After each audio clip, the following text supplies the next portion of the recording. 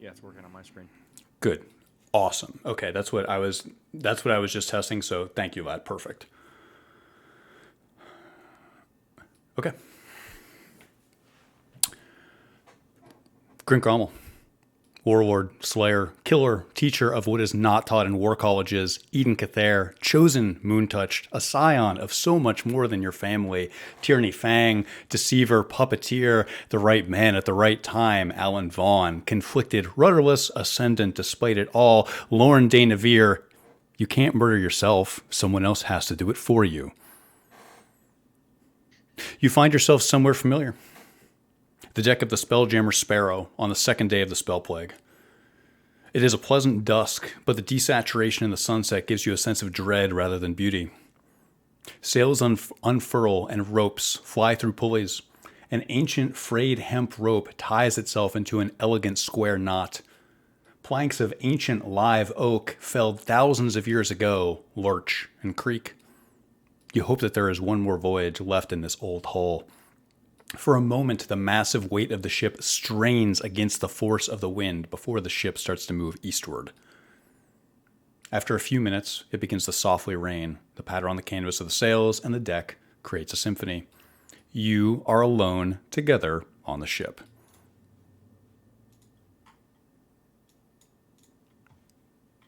How fast does it feel the ship is going? It feels like you're moving rather quickly through the water. The front end, the bow of the ship is cleaving through the water very quickly.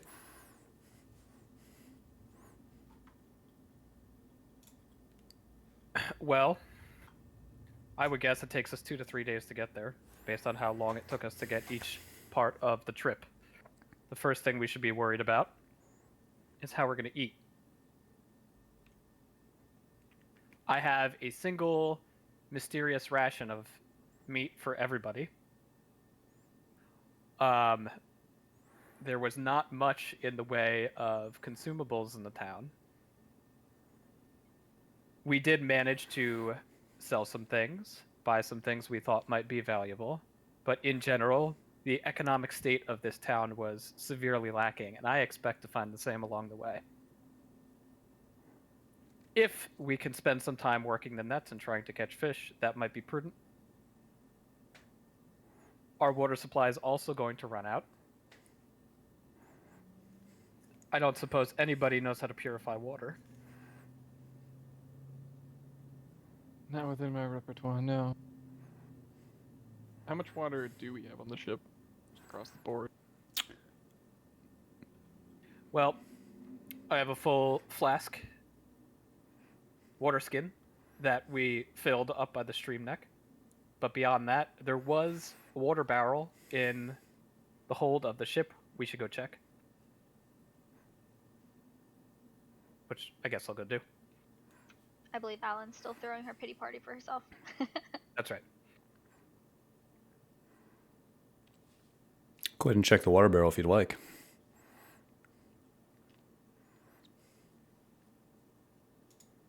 I believe it was down here. You're correct.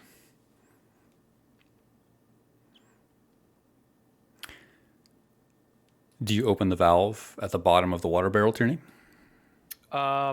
Before I do that, I'd like to inspect it. You know, maybe jostle a little bit like a pinball machine to figure out the heft and what it's containing. It feels fairly lightweight. As you pick it up and move it around, you hear something sloshing around the bottom, but it doesn't seem like there's much in there. Fucking Barrick. I'd like to uncork this thing and estimate how much is inside, if possible. Gazing inside, you see a thin layer of beige water at the bottom of the barrel.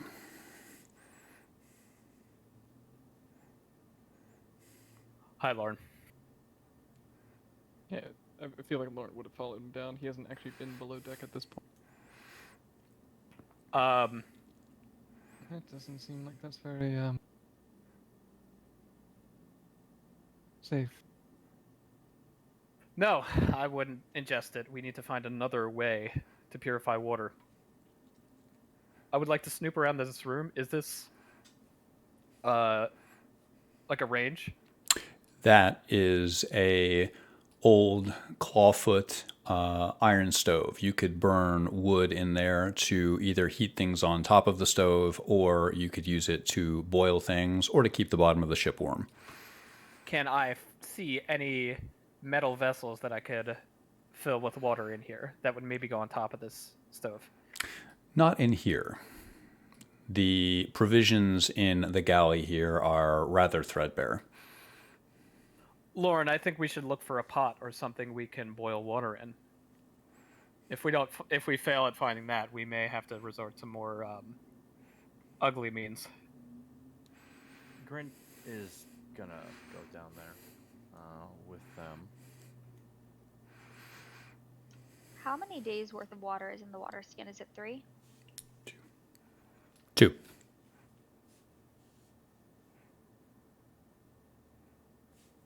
Whenever you drink the water skin to fulfill your water requirements for the day, you consume half of it. So, what's the water situation like? Not potable. There's a stove we can boil water if we can find something to boil it in. I don't suppose you have some cooking implements, do you, Grint? I do, but are we sure that's the only water barrel on the vessel? I'm not sure, but it was the one that was here last time. We should scour this place. Yeah, there's some other barrels on second deck, or the below deck rather. Well, the above. Oh, there's one where they here, are. yeah. Yeah, Grint's gonna check these barrels here. These barrels were likely once used for transporting water, but all you have now at the bottom is, at best, a thin fluid. It seems almost as if someone could have poured them out. That is super shitty. All right. Lauren would definitely start to go through the cargo hold at this point. Just checking these, what I presume to be mostly empty boxes.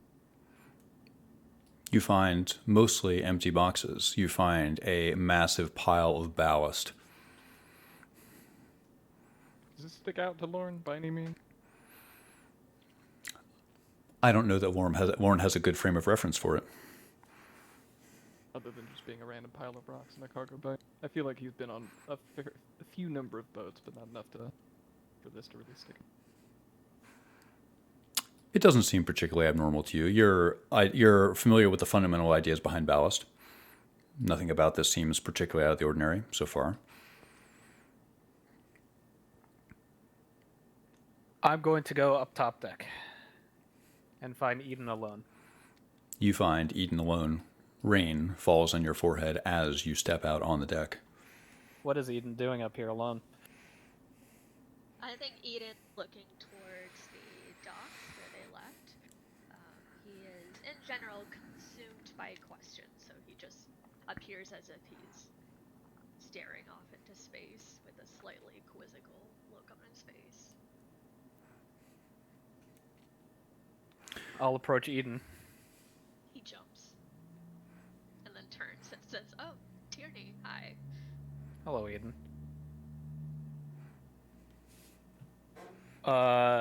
Are you of the mental capacity to help us figure out our journey, or would you prefer this time in solitude? Oh no, I can absolutely help. What are we doing? As far as I can tell, this boat is empty of water. I would imagine that it's empty of provisions as well. There is a stove in the bottom of the hold. We think that maybe we could burn some of the boxes and boil some water in it, which seems sensible to start doing earlier than later. We'll need a way to get water from the side of the boat. That's going to be non-trivial. It is very true. Alright, I noticed that it's raining. Perhaps we can bring some barrels up to the top of the deck. These are all questions that need to be answered, and I have 10 questions behind them. And I think you are exactly the person to help us. You are probably the most adept survivalist here. It is easier when you're covered in fur. But I will do my best. Absolutely. We still have to rely on each other, Eden. I hope you can rely on me as I rely on you now. So I I do. I don't want it to seem as if I don't trust you. I just sometimes wonder where you're going. And if I can keep up, that's all. I wondered the same.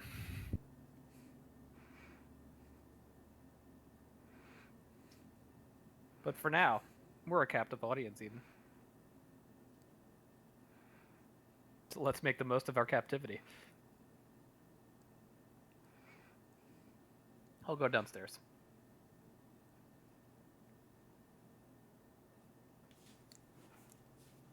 You do so, finding respite from the rain.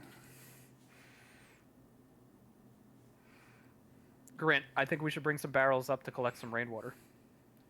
As you come down, Grint was already bringing a barrel up. Oh. Hey, Good thinking.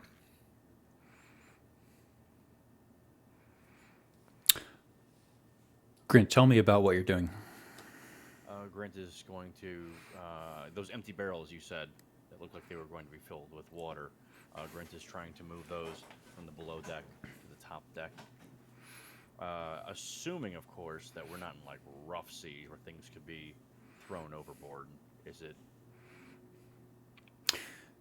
The seas are relatively placid. The deck of the ship is rolling slightly with each wave. However, it is definitely stable enough to have a barrel up there without it abruptly being thrown overboard. I think that Alan, hearing the commotion, would come out and try to help. She feels as useless as she possibly can be, so I think this will give her a little bit of satisfaction. Alan, just the person I was looking for. Hi. This ship has not enough food to get us there. And you had a lot of success earlier fishing. We could use your expertise. I enjoy fishing. I will help. Wonderful.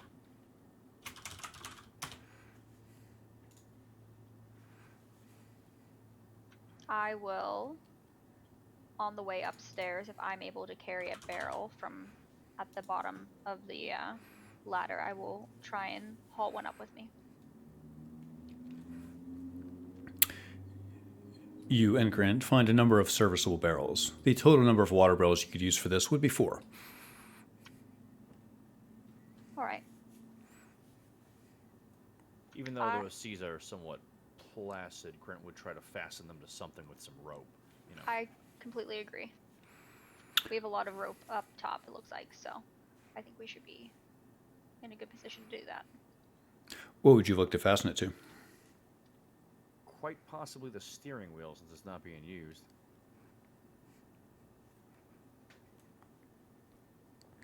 Figure we could run some ropes around it. And just kind of link them together. Are we sure it doesn't move on its own? Are we sure What? it doesn't move on its own? The steering wheel, does it move on its own? Like, nobody's driving, but does it move anyways? An excellent question. I don't know if that's the best idea. I mean, we can fasten it to it and not hinder the movement, I would imagine. I see, from like behind, like the. Yes, exactly. I gotcha. Okay. I'll fasten mine towards the front of the ship rather than the back. I think we need to kind of cover as much ground as possible. So I think here in the front there is, I don't know what it's called, the thing that they tie the boat to the dock with. I would fasten it to that.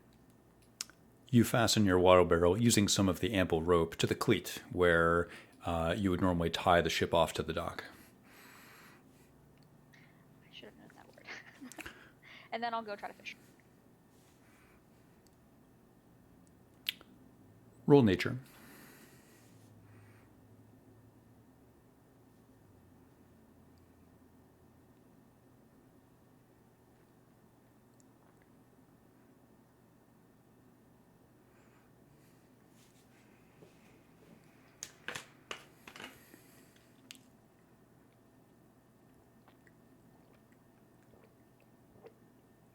That would be a natural 20.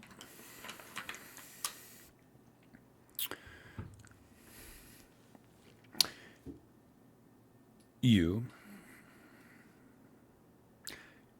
using the net arrangement that has been previously set up here, quickly find a school of brilliant colored fish. 2 of them are caught in your net. Roll D100.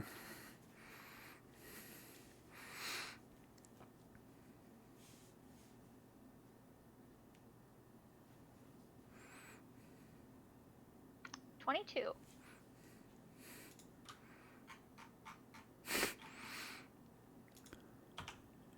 You see 2 brilliant, familiar-looking fish wriggling in your net.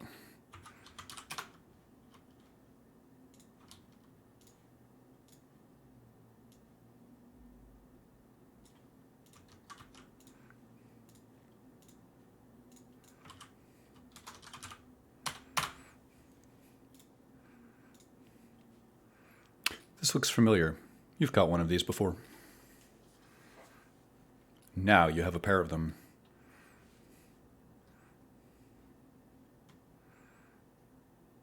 I will capture. I will take the fish out and put them in the bucket. Did any seaweed or anything get caught in the net? There are small amounts of kelp and bits of seaweed caught in the net. I will take all of the kelp and seaweed that looks fresh enough to eat. It all has a bit of a brown characteristic to it, as disconnected bits of kelp tend to be, and it all smells very much like the sea. You can find some pieces that are relatively fresh, but this would be more at best seasoning rather than substantively nutritive. All right, I'll take a couple of pieces for seasoning. They're probably relatively salty, so I think that will help with the fish. You do so, and your 2 Deva fish swim around each other, finding the bucket a bit too small for their long, delicate fins. I'll take the bucket to the kitchen. As this is going on, I feel like Lauren would have been pretty thoroughly going through each of the boxes, most explicitly looking for boxes that are not in good condition and buckets, because he had no idea about the barrels before this point. Lauren, roll investigation.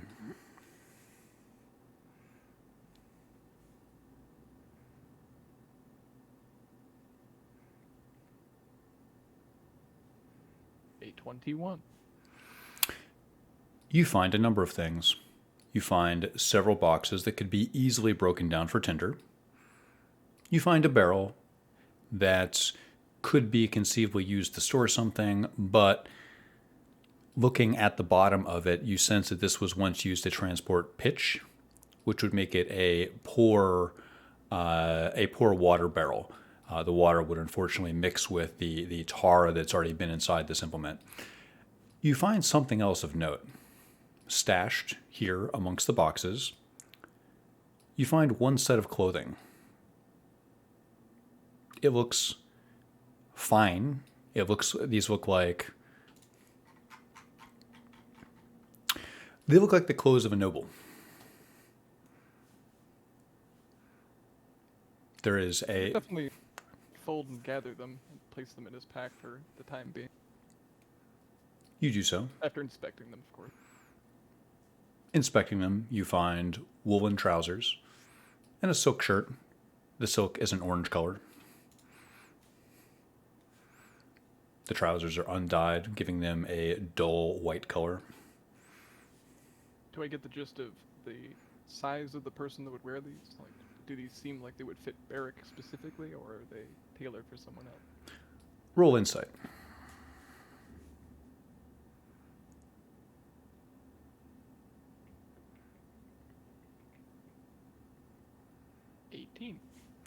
Barrick is a big guy. This doesn't look right. Not his style either.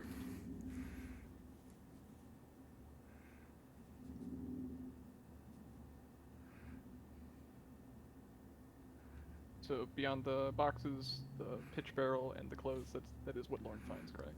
That's what you found so far. Just looking specifically in the cargo hold on the bottom the bottom deck. Yeah, that's exactly what he's doing. He'll move the boxes that he finds that are explicitly for tinder closer to the kitchen and try to join the party at this point. I would like to toss Barrack's room. Roll investigation. Specifically, I'm looking for something indicated to communicate something to us. I'm sure Barrick would love to get the last word.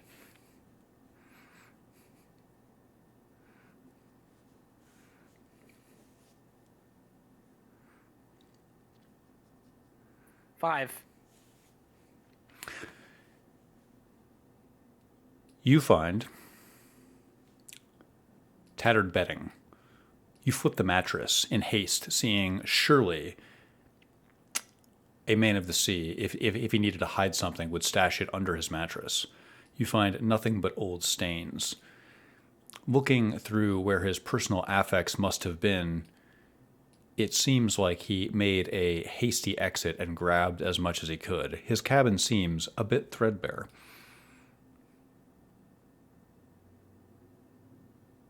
I'll leave then. I'll replace the bed, though. As you exit his cabin after replacing the bed, you mull on the fact that you feel like Barrick probably would have wanted the last word. Roll insight.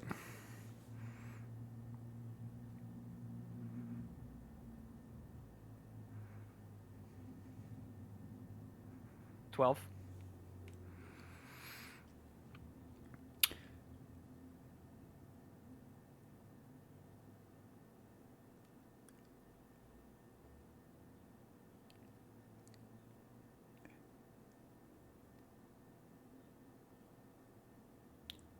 You have a funny feeling that his last word would come with more flourish than a note he would leave for you.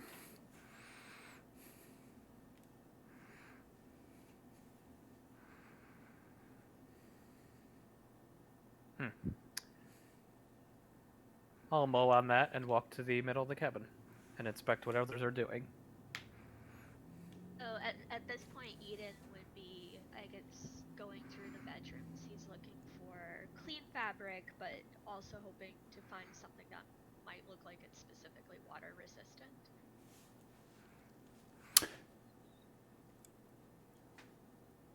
You find something readily that seems relatively water resistant, if this is what you're looking for, a leather bedroll. You surmise it must have belonged to one of the crew members. The other 3 bedrolls are made from cloth, but one is made from cheap leather. Should work. He'll be happy with that. Although he'll continue just rifling through the other bedrooms now more out of curiosity than necessity. Roll investigation.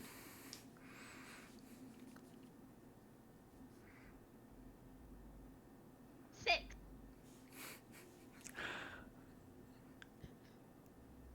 You find merely sundries eaten, nothing of note. 4 ancient bedrolls. As you rifle through them, you have a sense that humans used these somewhat recently. You can smell the faint odor of the human body. Somebody used these to sleep in somewhat recently. He feels brilliant. You find nothing else of value.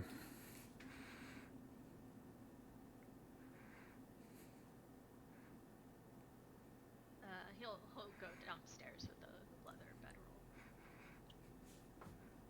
You do so. Grint, you have finished setting up your water barrel on deck. You observe as a few raindrops, the rain is rather soft, start to land and accumulate inside of your barrel. Good enough. Grinch is going to look out at the sea. That's all he's going to do. What are you looking for, Mr. Cromwell? Not really looking for anything, although he would definitely keep an eye out for other ships. But he's mostly just looking out. There's a lack of anything to do.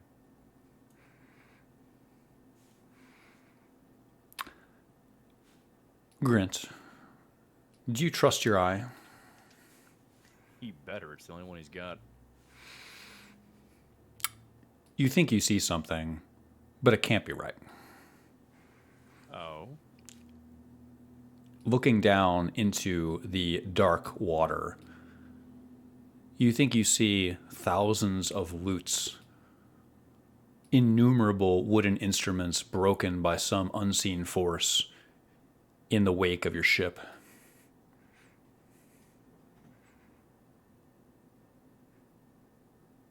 Okay, then.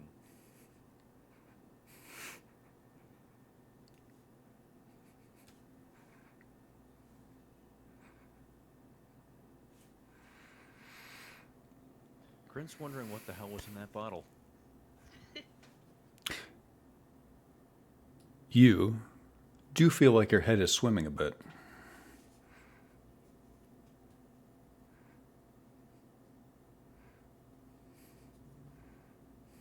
I think Eden, after delivering his leather apparatus downstairs, will head upstairs to find Grint.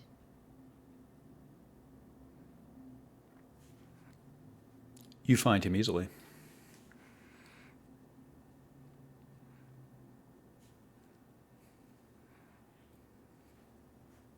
Everything okay? You kind of got a look on your face like the sun went out.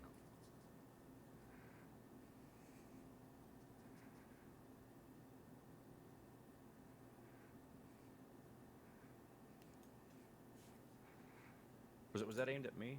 Yes, sorry. Oh, sorry, Eden. I lost sound there for a second. I apologize. What was the question? Is the stream working okay, by the way? Something Stream is still along the working? lines of like, hey, what's up? You look weird.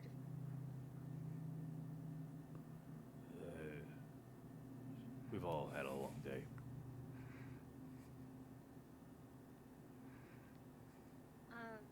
So I was Okay, thank you. kind of wondering what your plan was with the Baron when you see him. Won't know till we get there.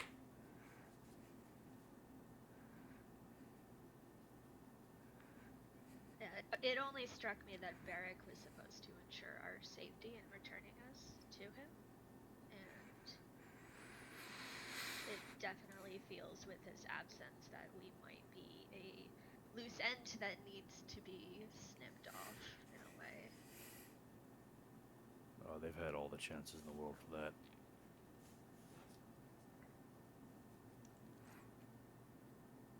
They're probably not done with us. But it will be very dangerous going into his territory. It's God, I hope so.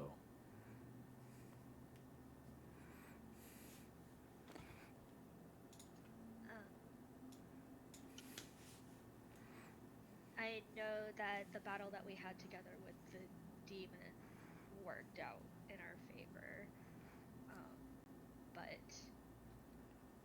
when we were discussing routes, the point was made that we could take one route that finds us more demons to kill, and the other route, which we seem to have picked, will have us run into pirates and other humans. And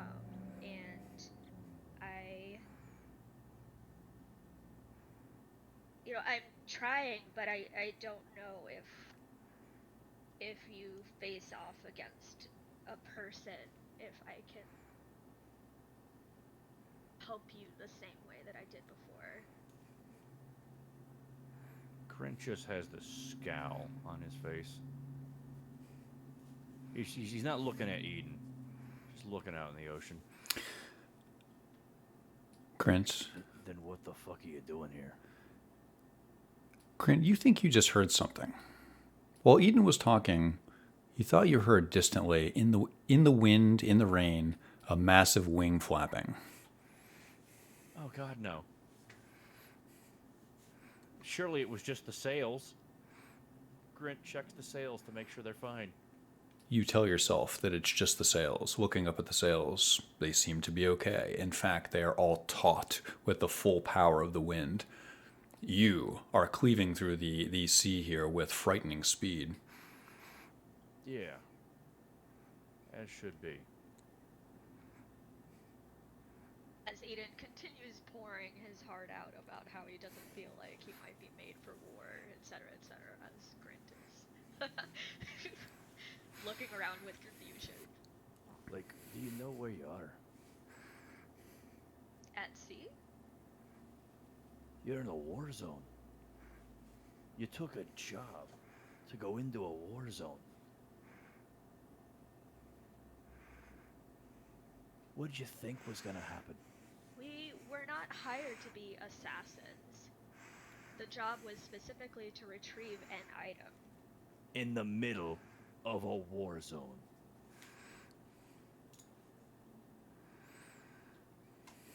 Eden just looks down on the ground like Brent's not objectively wrong. So what did you think was gonna happen?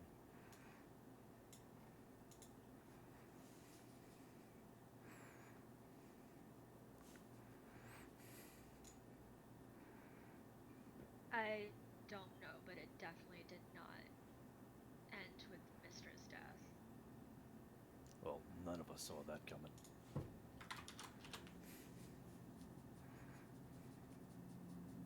Did you take this job with the intention of just cutting off as many heads as you could find? Yes. Tempest willed me here. I made him proud. That's what I do.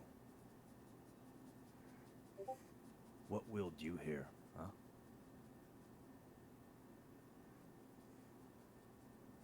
I mean, I'm finding that as I go, but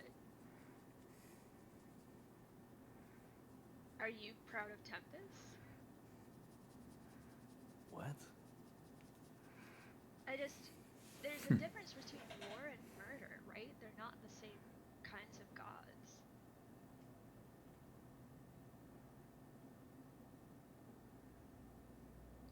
Perhaps you've heard the phrase, all's fair in love and war.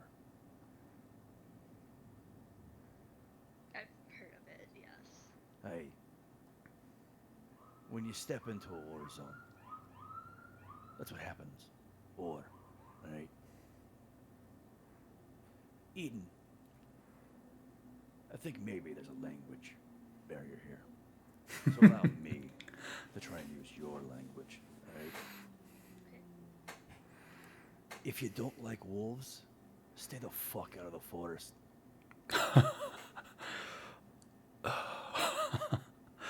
And Grant walks off.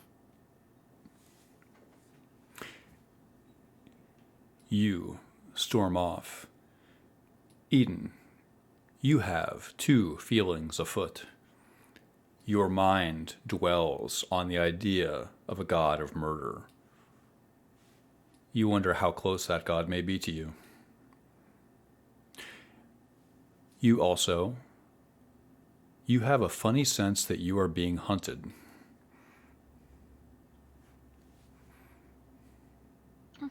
Hey, Eden. Hang on. Eden will take a quick look around. You look around. You see nothing but the night.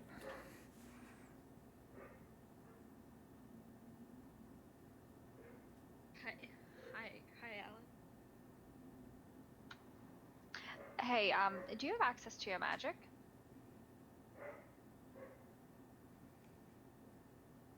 Eden thinks about this for a minute. It says it doesn't seem to be in the same way that Tierney and Lauren have sense to theirs. It's changed. I see. I was just hoping that I might be able to use you, to make ice.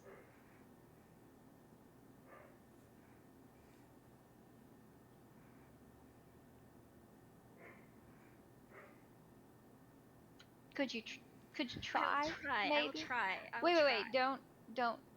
Wait a second. Come down to the kitchen with me. I just want to freeze the fish. I'm not ready to cook them yet, so I want to freeze them so that we can eat them later, and they'll be fresh. Okay, I will try.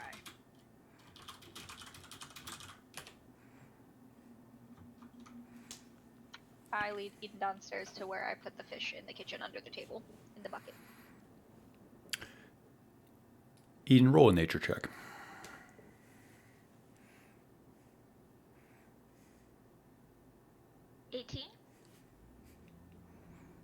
Noted. Looking into this bucket, you see two fish, They have brilliant scales and a highly contrasting coloration. They are red and gold. Are they still alive? They are. They swim in small circles in the tiny bucket.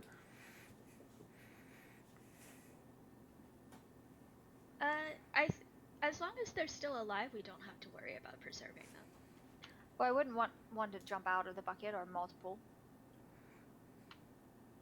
It's a small bucket. It'd be easy for them to jump out and leave. Not to mention, I wouldn't want them to die off and go sour. I mean, we could clean them and keep them in salt water, if you didn't mind preserving it that way. That's one option.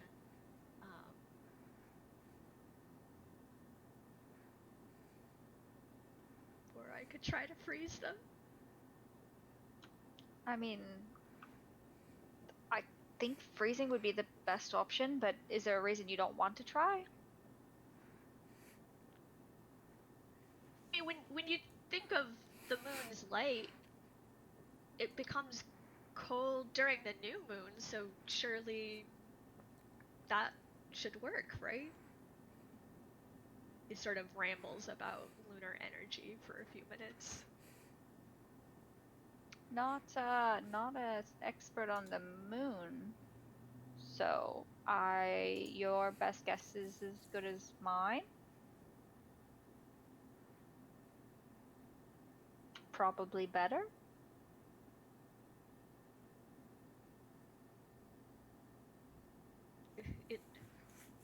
Here's the thing. We can either test the limits of my magic, which are unknown to me, or we can continue to have these fish. Alright. Didn't know using magic was that big of a deal nowadays. Alright. I will. There's a cost to everything. If there's nothing else that we've learned, it is that. Yeah, I don't know, but alright, if you say so. I will go get, I'll see if there's an empty barrel laying around. And see if I can't put the fish in a bigger barrel so that they don't jump out.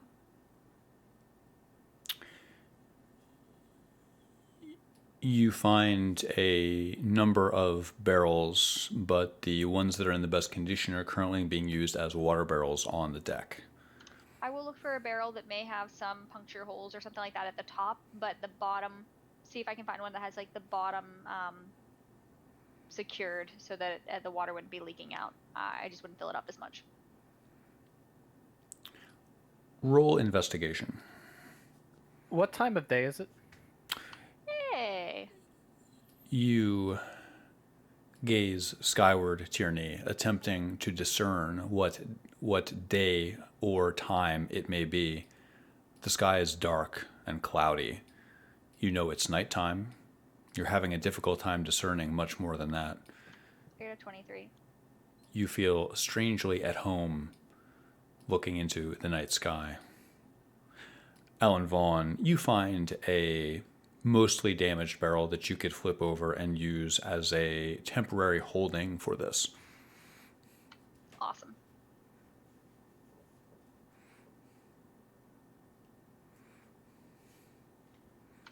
Them fish ain't getting away. I'll keep the barrel in the kitchen. When,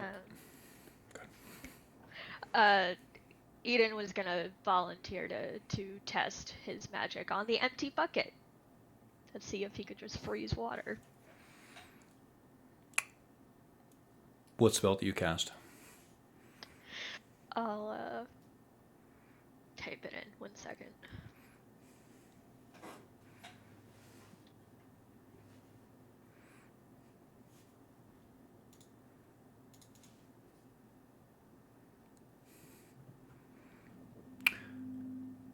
You cast this spell and summon energy. It seems to work.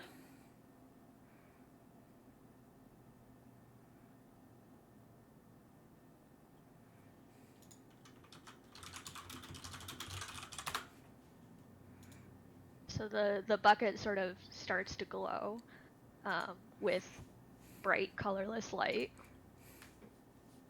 And then the energy sort of compresses and the water hisses and steams and boils away. You do so.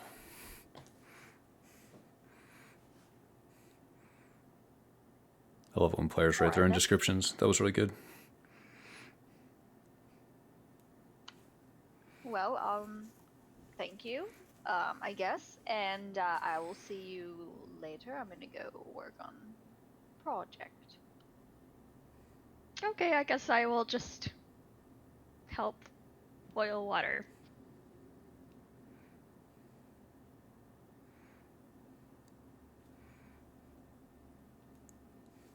As this was going on, Lauren definitely would have been seeking out Tierney at this point, searching across the boat. I am glowering on the center deck. At anything in particular, or just glowering? Just, glowering. Sorry to interrupt your alone time. I have a question. Did you have a prince, perhaps a noble of sorts, upon your party? No, not that I know of. He'll set his pack down and hold out the silk shirt from it. I found this in your cargo bay, stored aside. I'm going to take it into my hand. It is an orange silk shirt. I grew up the son of a tailor. Can I tell what race this was fashioned for? You hold it up to your body as a simple test. You know that it is for a humanoid race, at the very least. Perhaps someone with a build similar to yours. Do I like it? Can you paint me a picture so I can decide is the alternate route for this question? Certainly.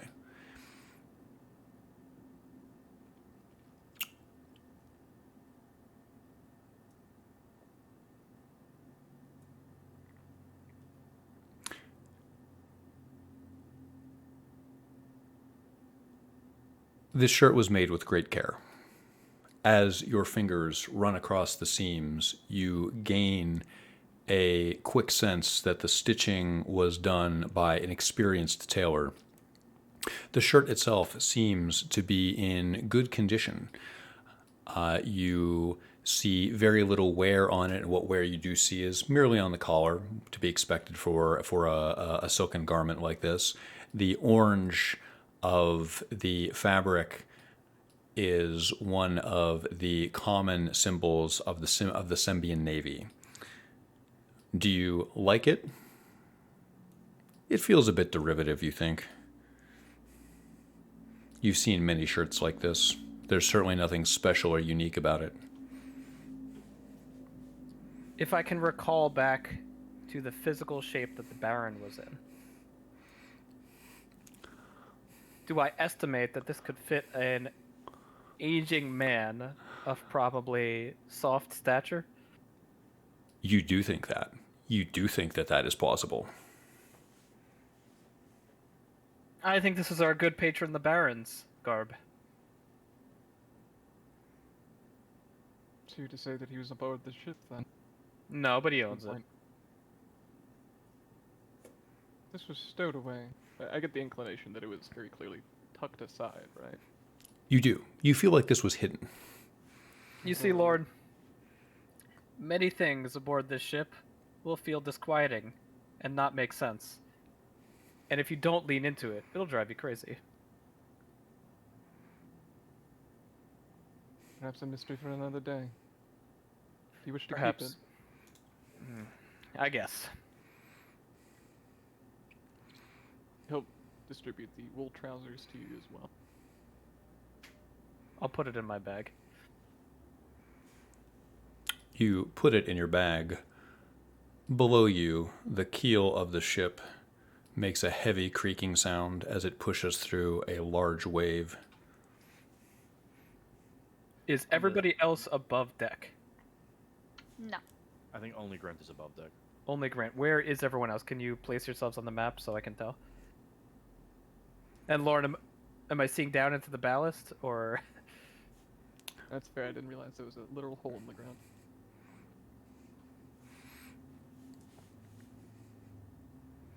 Okay, got it. Sorry, go ahead, Grant. Oh, does Grint still hear the flapping noise as he stands on the front of the boat?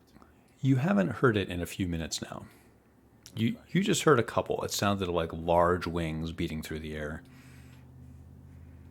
You're not sure if you're being paranoid, if there was something in the bottle, or if your mind is playing tricks on you. Must just be the wind.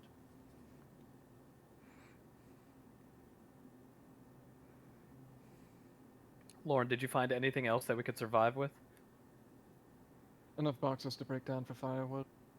A barrel of what I presume to have held pitch at some point. Maybe Not much there's, else. maybe it's still flammable. That might be useful. I set it aside. Good to know. But no food, I assume. Nothing edible, no. And on your end, we'll make a grand gesture to this day. I haven't found anything yet, but there's still more rooms to explore. Point me in a direction. Idle hands and all that. I'll open my arms akimbo. Eden wanders up at this point, and says to Lorne and Tierney, "Can either of you feel magic?" Feel it in what Feel. sense? I'm gonna take a deep breath and close my eyes. You close your eyes. Darkness quickly envelops you. You feel at home. You feel good. I can. I've been getting this sense, and it's growing, that that one, we're not alone, and two, that we are specifically being followed. Well, aboard this boat, I imagine some of the only magical users left on Faerun. To those that feast or chase this type of thing, I'm sure we're a beacon. I would have extreme doubts that we would make it through this entire journey unmolested.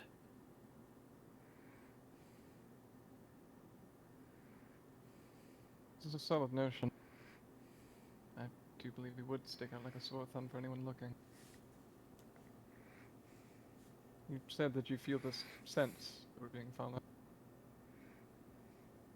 With real evidence that something else is out there on the sea, so I thought, obviously this boat is magical, but maybe there's something on it.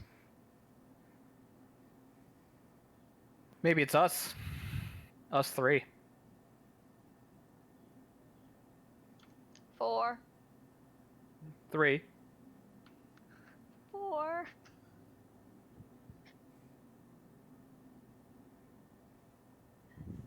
Eden looks a little troubled and says, "No. This feels adverse, for a lack of better word." Well, you're the one with the predilection. How do you think we should prepare?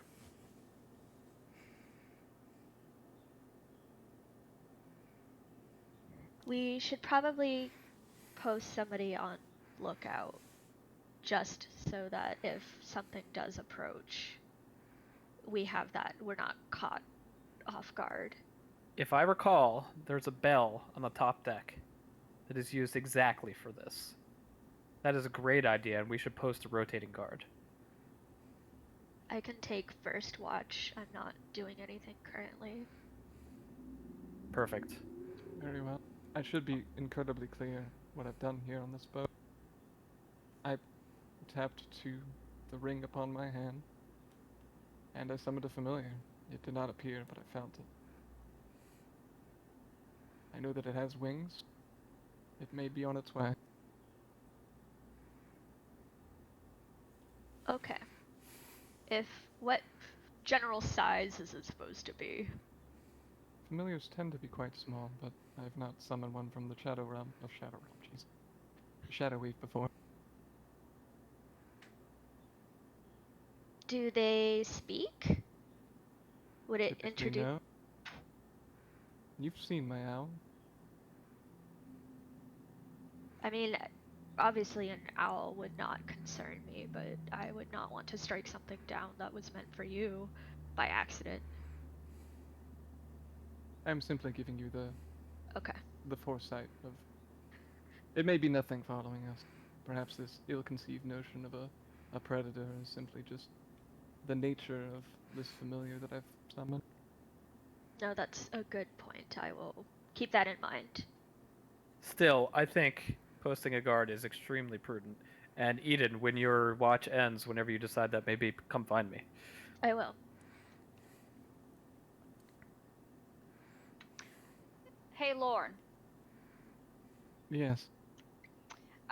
While you were looking around downstairs, did you find any type of like oil or tar or like liquids that are flammable by chance? There's a barrel with a bit of pitch left in it. I've moved it closer to the kitchen. Fantastic, thank you.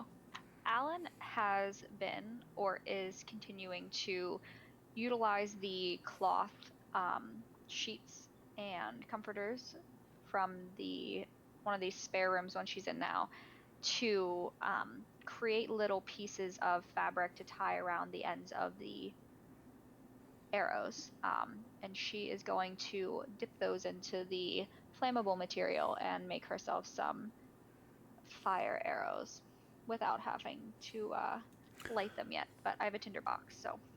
The pitch at the bottom of this barrel is mostly hardened. This was a barrel that was once used to transport pitch. It would not be particularly viable to use for something like that. I will find Grant and see if he still has cooking oil available.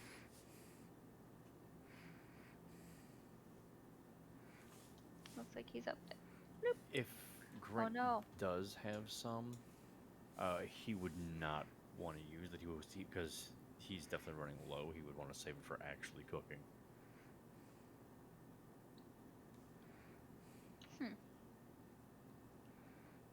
Alan will explore the kitchen then and see if she can't find something, because at this point I think that this is her way of trying to be productive and find a way to have a little bit more productive of a weapon. You find a very threadbare galley. There is little here that has not already been ransacked several times. Would having fabric on the end and lighting them on fire, do you think that they would hold up to be able to do it on their own?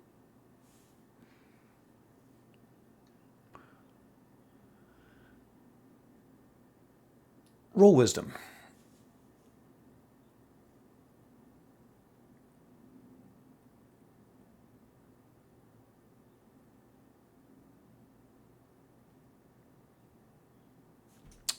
Grint, roll intelligence at advantage.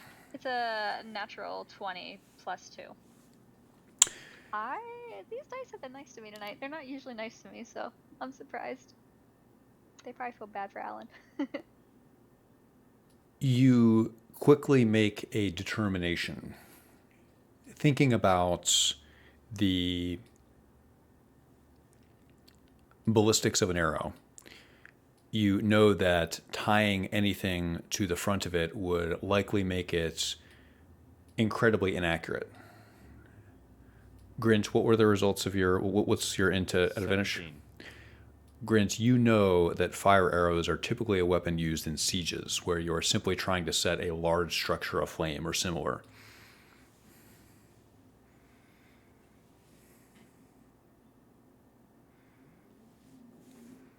So you could tie almost anything to an arrow. You could tie a note to an arrow if you wanted. However, the more unaerodynamic stuff that you have on an arrow, the less it's going to be reliable in combat. So perhaps good for setting a large area on fire, like if you wanted to start a fire in a field or something like that, or start a fire in a granary. But it may make them significantly worse in terms of range performance for something up close. I think that Alan, knowing this, she will go down to the bottom deck, and she will practice shooting arrows with little pieces of cloth tied to the end at barrels so that she can become proficient at shooting arrows that are slightly heavier than typical. You do so, practicing. Each arrow makes a dull thud when it hits the barrel. Was she able to find a consistency with the arrows, or is it kind of random at how they fall? It is impossible to have consistency with these things. Imagine throwing a irregularly shaped ball. It is extremely difficult to keep it on target. The more you have tied to these arrows, the worse that they perform. All right. Well, I think after a while she would go. After a while, I'll let other people do their thing, but after a while she'll go talk to Grint and see if he has any idea of how to accomplish her goal. You find Grin quickly.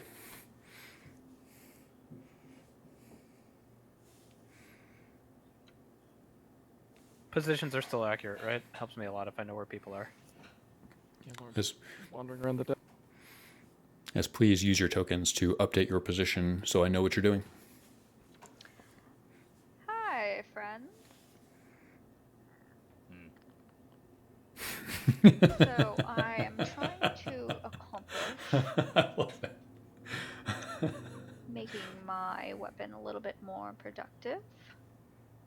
And you seem to be the man that knows the most about those types of things.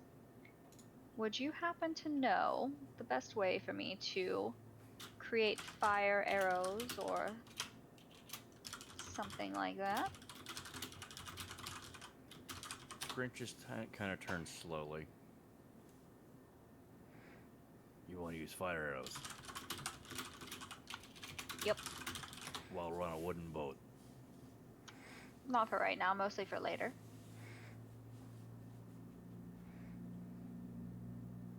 To what end? Like if we get off, we encounter some demons, things like that. Instead of just shooting regular arrows, I want to shoot Probably want fire silvered arrows. arrows then, not fire arrows. Demons tend to be somewhat resistant to fire, as far as I know. That's a good thought. I didn't think about that.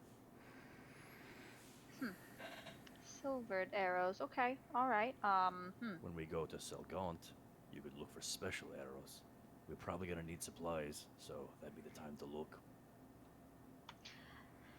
You're right. I'm going to stop this endeavor, and I will do some more fishing here in a little bit. Good talk. Indeed. Is it still raining? It is. All right. Alan would go back downstairs because she doesn't want to be up there. And as she hasn't seen anyone claim Rel's old room, she will absolutely be calling dibs on that since she's not fond of Mr. Fang right now. I'm taking probably the catching- captain's quarters, first of all. You're probably catching Lauren at this point, searching through these bedrooms. You're a little nosy. Who wouldn't be? It's a magical boat full of mysteries. You're not wrong.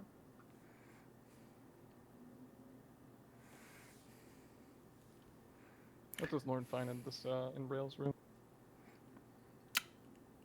Roll investigation. While we're doing that, Eden, you ascend to the crow's nest. Your hamstrings hurt on the way up, but you arrive up top. From up here, the rain is a bit louder, and you can see farther out into the night. What was the result of that roll? A hot 10. You rifle around. You find nothing of value. Roll insight.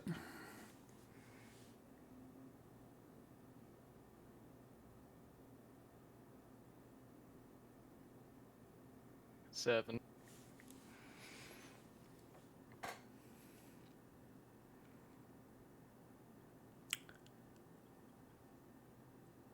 You are faintly reminded of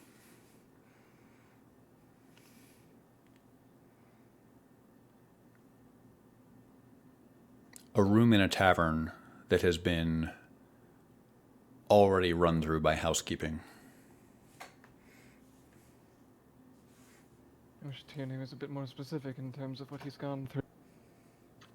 Oh no, I tossed this a while ago. Did you find anything of note? No. Very well. Carry on and move out. Do you know? He'd poke his head back through after leaving. Do you know specifically what rooms have not been looked through? I feel like we looked through everything, but the ones along the western side of the boat, no one slept in. The ones on the eastern side of the boat, a lot of us slept in them. So I think the ones on the eastern side you're gonna have less luck with. So maybe check the western side. My appreciation.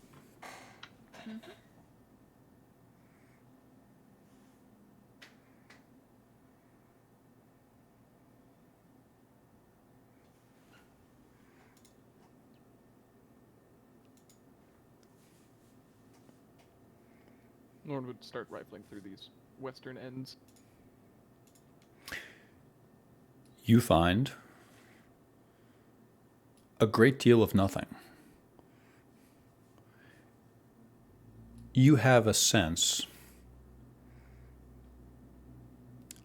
of being late to arrive.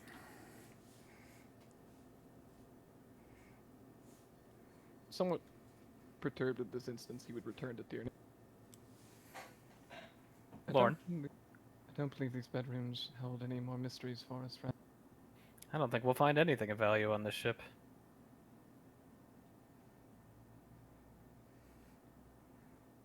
Perhaps not.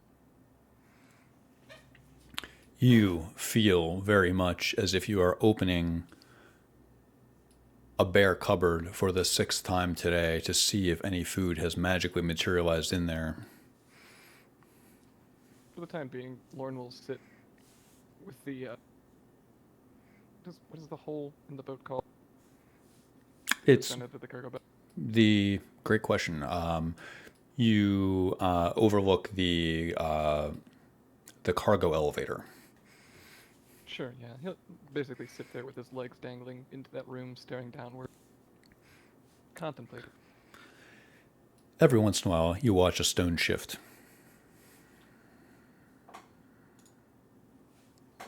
Lauren's vague familiarity with rocks and being a geomancer at heart, these stand out from a specific place that these rocks may have come from. Roll intelligence at advantage.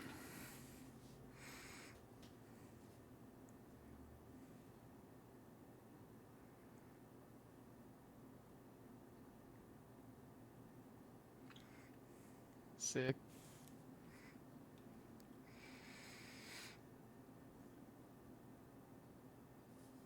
You look down into the darkness.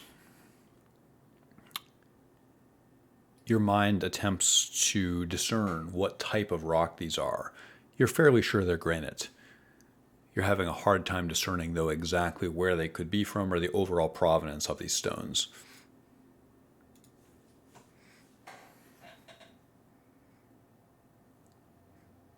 Do you find it out? As he looks up from these pile of rocks. Of all the things that this cargo vessel could carry, I choose rock. Is that a question, Lauren? Yes, it's an open question. Oh, Trying it's to so the figure boat as to- stays afloat. Perhaps a Lord. better sailor than I, then. Are you unfamiliar with boats? I've been on a few, yes. Boats like this, especially ones that bear cargo, need a certain amount of weight in it, or else they will overturn. They're meant to carry weight, so they have to be designed to be carrying that weight at all times. So these rocks are here in place of cargo, and it's called ballast. Very well. This boat is empty except for us. There's nothing that's going to help us, I'm sure of it.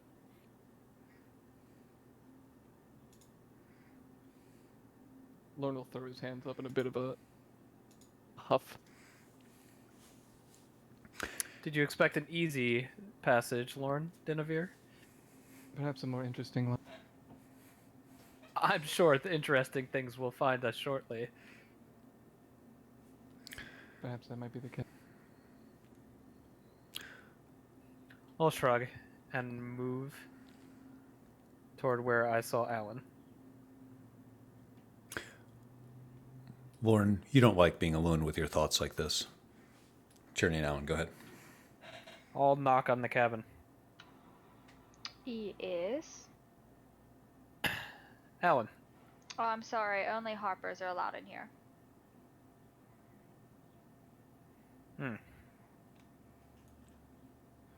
I'm just kidding. You can come in. I'll close the door behind me. Oh, it's one of those talk. You're not in trouble if that's what you're asking. I didn't think I could be in trouble by my peers, but all right. You can always be in trouble, I found out. All right. So, Alan, can I help you? you're having a rough go of it, aren't you? It's that obvious, huh? Yeah, it is. I'm not here to attack you. I'm just here to listen. Okay. I don't really know where to start. With magic on, I have nothing. I'm useless, and I feel useless. So at least I caught 2 fish, so that's a major improvement. But feels like the upcoming scenarios we'll be in, I'm not going to be of much use to you guys, and kind of sucks, man, not being able to take care of your friends and protect them. So. Alan, you're not defined by that genie. You were somebody before that genie, and you'll be somebody after. Well, before that, I used artifacts to power myself, so never had my own magic, always used, I guess not artificial magic, but, third-party magic, so just kind of sitting here, biding my time. I don't think you're really Figuring I hearing can me, Alan. Shoot some arrows, Maybe when we fight a Baylor, you won't be of utmost use. But you have more uses than that. You caught a fish, you mentioned? That's fantastic. I can't catch Yeah, a we caught fish. 2. Nor would I want to. Why not? We are going into pirate-infested waters. You are a natural talker.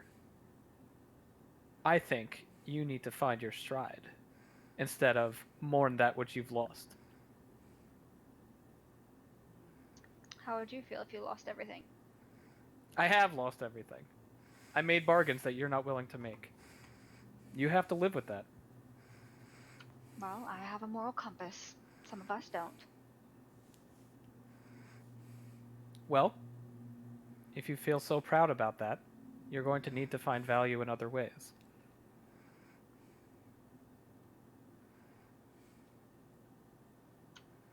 All right then, good talk.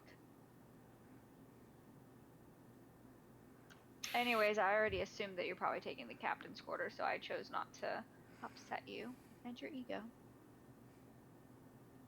I'll take this one.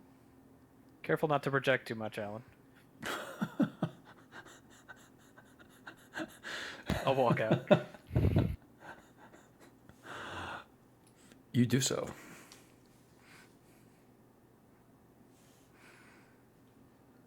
Alan, you are once again alone. Feels nice.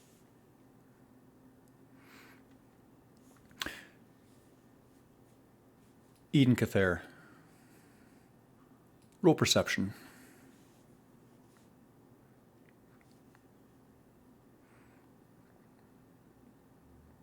25. You see something to the north of the ship, off of the port deck. Far away, the distant lights of a town at night. You discern this must be Ermlaspir. a town to the east of Dawngleam. Try saying that 10 times. Ermlaspir, Ermlaspir. Ermlaspir.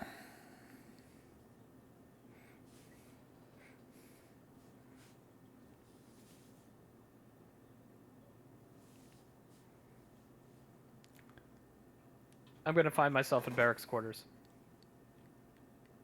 You do so. I'm going to sit down on this bed.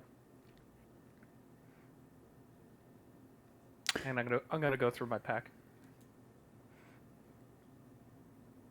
You rifle through your items. Would I hear him messing around in there? I mean, you know he's in there. Could you define messing around? Like, would I hear all of his things kind of like clinking around? He shook his head yes, so I would assume so, but that's up to you. Go for it. Yes, you certainly you hear Tierney manipulating something inside the captain's quarters. I'll go stand in the doorway and kind of lean against the wall. You got any fun secrets in there? Fun secrets. I'll pat the bed. She'll kind of like walk over and then sit on the bed cross-legged. I'll open the pack enough so you can see the skull of a strange creature. That's something. Yes, it is something. What do you plan to do with it? I plan to put it on and kill something with it. Well, you're gonna put it on your head? Yeah, you want to see? Like, kind of. I'll put the skull of Frost Giant on my head. You put the frost giant skull on your head. You can see through the eye holes of where this frost giant once had its own eyes. You feel extremely strong while you're wearing this. You feel a sense of power within you. Alan will get really close to your face and she'll kind of be like, like look in the eye hole. I hate how it looks, I'm gonna be honest. It is macabre at best. This is fantastic. I wish I could take a picture. Please don't. This is embarrassing. I mean, hey, if it gives you power, it gives you power.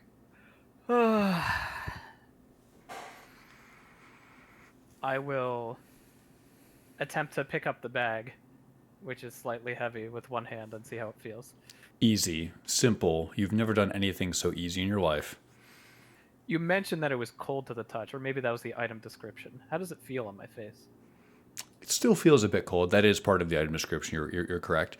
It feels, anytime you touch this skull, there is a bit of supernatural coldness that seems to follow it. Not like ice on your skin or something like that, but it is perceptibly cool to the touch. We're gonna have to find some way in this world without all of our magical power. Yeah. I've stopped studying since we got here, if I'm being honest. Well, it kind of makes sense after everything that's happened. So, question for you. What made you make a deal with the devil in the first place? What made me make a deal with the devil? Or whomever you've made a deal with? It's not the devil. But I won't accept death in this way. What do you mean? You were with me in the temple. Who did you call out to? I didn't ask who... I didn't ask who you made a pact with. I'm just curious what made you make... Like, what inside you made you think, this sounds like a great idea? It didn't sound like a great idea, Alan. I felt cornered. And I feel everybody here can understand that. This wasn't my preferred course, but it is the course I'm on. It's the course we're all on. What you're going through right now, I can't accept. I just don't really have a choice.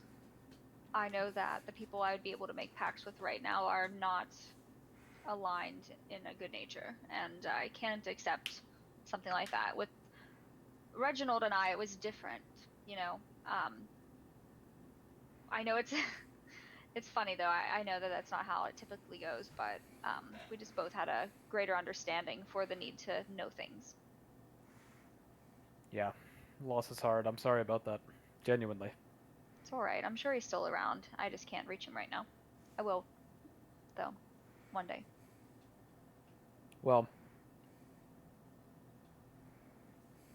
we all have to make sacrifices. You won't sacrifice some part of yourself. I will. I have to.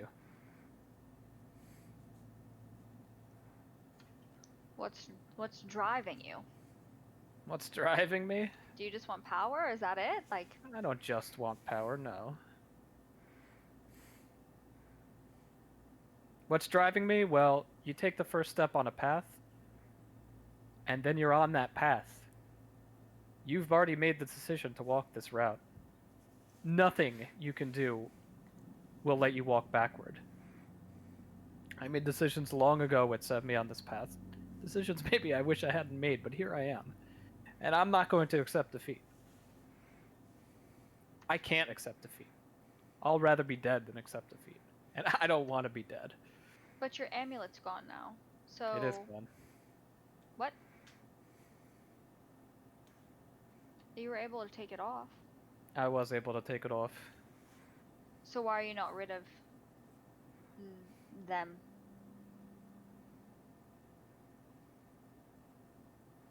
I'll think for a second. I wish I Al- had been. Alan, roll insight.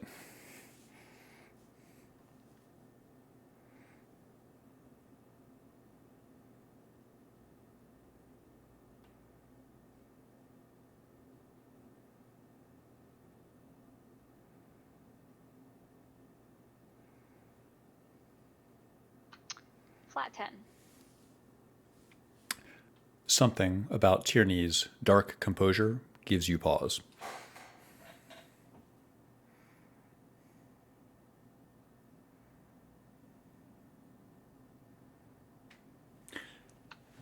You're so reluctant to talk about yourself.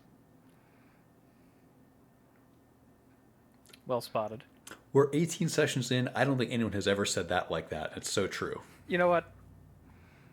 That's like the We perfect all have read. secrets here. I tend to think I'm open with the part that matters, which is how I feel and how it affects everyone. I'm sorry it's not satisfying to you, you being a curator of sorts. You want to know the history behind everything, all the details. I'm afraid I just can't tell you some of my secrets and the nature of them. There are interested parties who would be very unhappy if other people knew the details.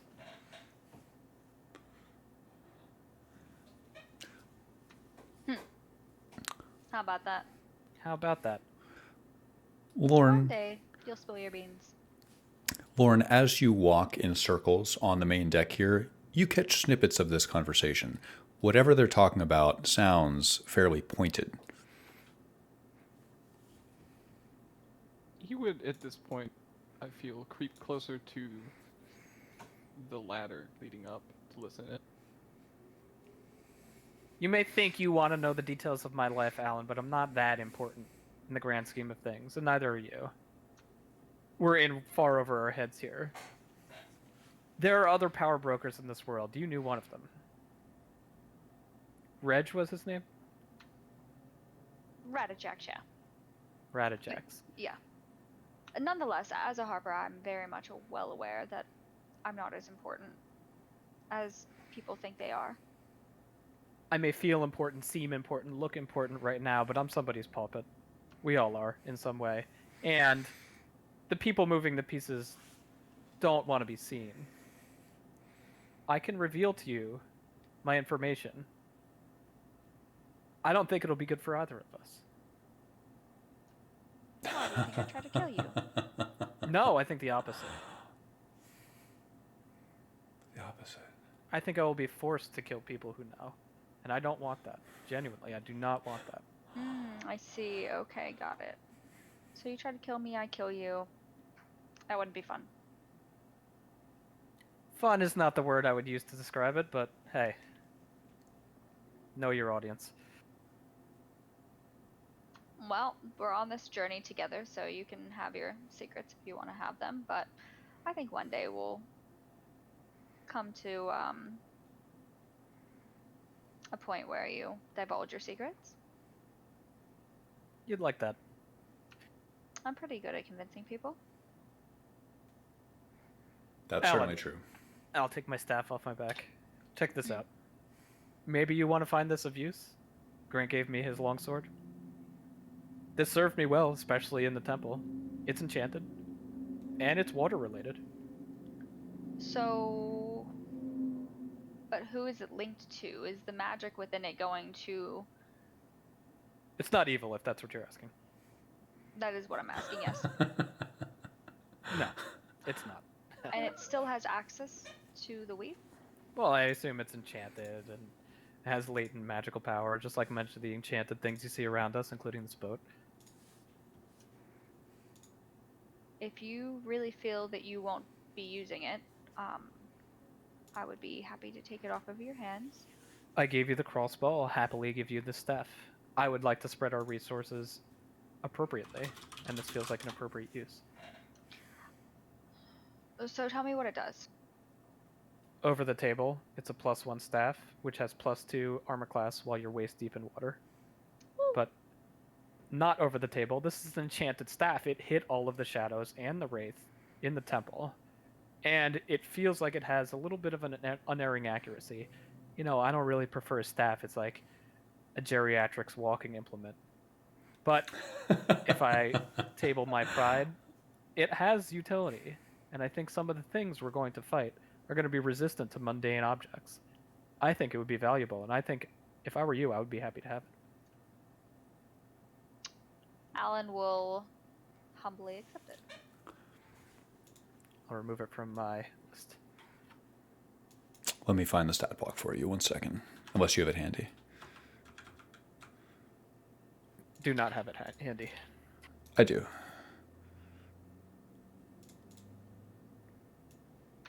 Well, I think that this is good enough payment to not pressure you about your secrets anymore.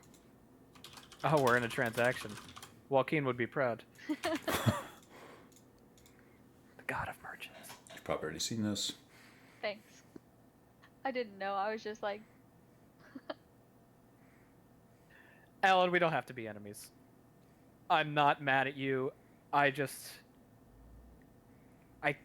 Like I said, I cannot accept defeat. And I want everybody at full force, including you. I don't want to see you fail. I really don't. I didn't think we were enemies. Who said we were enemies? Your face. You've Alan, been avoiding me since we got on the boat. Alan, roll history.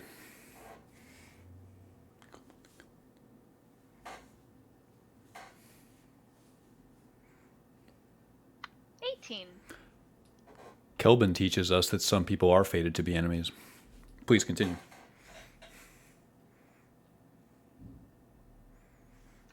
I don't think you're fated to be my enemy. There's nobody in our group that I feel any type of hatred towards. I think that you and I butt heads a little bit. I feel mostly like Eden is my younger brother and he needs guidance. And the other two are acquaintances, but I don't hate any of you. Grint and I butt heads, although him calling me princess I kind of like a little bit, I'm not gonna lie. I'll laugh. Don't tell him that though. Of That's course. our secret. Alan. It's kind of cute, you know? I think it fits you. Sometimes, I think. Sometimes. Well, listen. And I'll hold out my hand. Everything okay? Mm-hmm. We visually shook.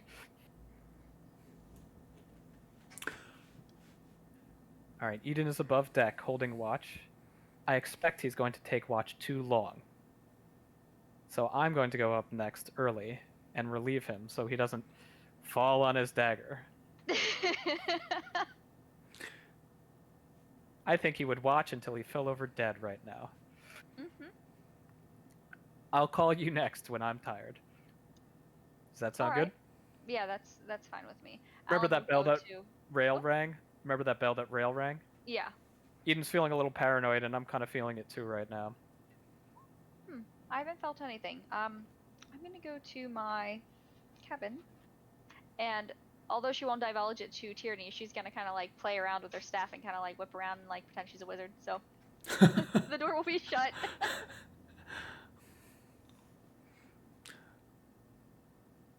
Up in the crow's nest, you're getting a bit chilly up here, Eden.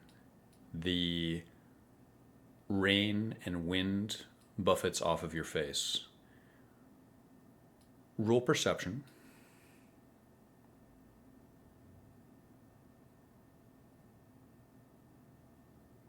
24. You are sure you're being hunted. You hear distant, heavy wings. You think they could be from one of the following: a wyvern, a dragon, a griffin. All things that will eat people. Eden is fairly certain. You hear these wings far above you, up in the clouds. To your north, you see the coastline flying by as the ship quickly cuts through the water. Eden will... Yeah, I think he's freaked out enough that he will ring the bell. You do so. The shrill sound echoes through. Well, wait. I'm sorry. Let me retcon one thing. The bell is down below. Did you climb down the crow's nest? Yes, he will scramble down as fast as his little legs can possibly. You do so. Sore legs. You scramble down. You ring the bell. It makes a shrill brass sound that echoes around the top deck of the ship. So Grint is already like standing up there, and he just kind of walks over and goes, "What? I'm literally right here." There's something above us. Clouds. It's huge. Do you not hear the wind and the wings beating? Covering his Thought I heard ears, something. Lauren hears. I hear the bell. You do. He'll look up to the sky at this point. You see gray clouds. I'll bust out of my cabin, unsheath my sword, and sprint upstairs. You do so. I'd be right behind him. You find no obvious enemies, no adversaries to stab. You don't hear a thing. Just What is it, Eden? There's something in the sky above us. And it's huge. So the why can't we can't see it?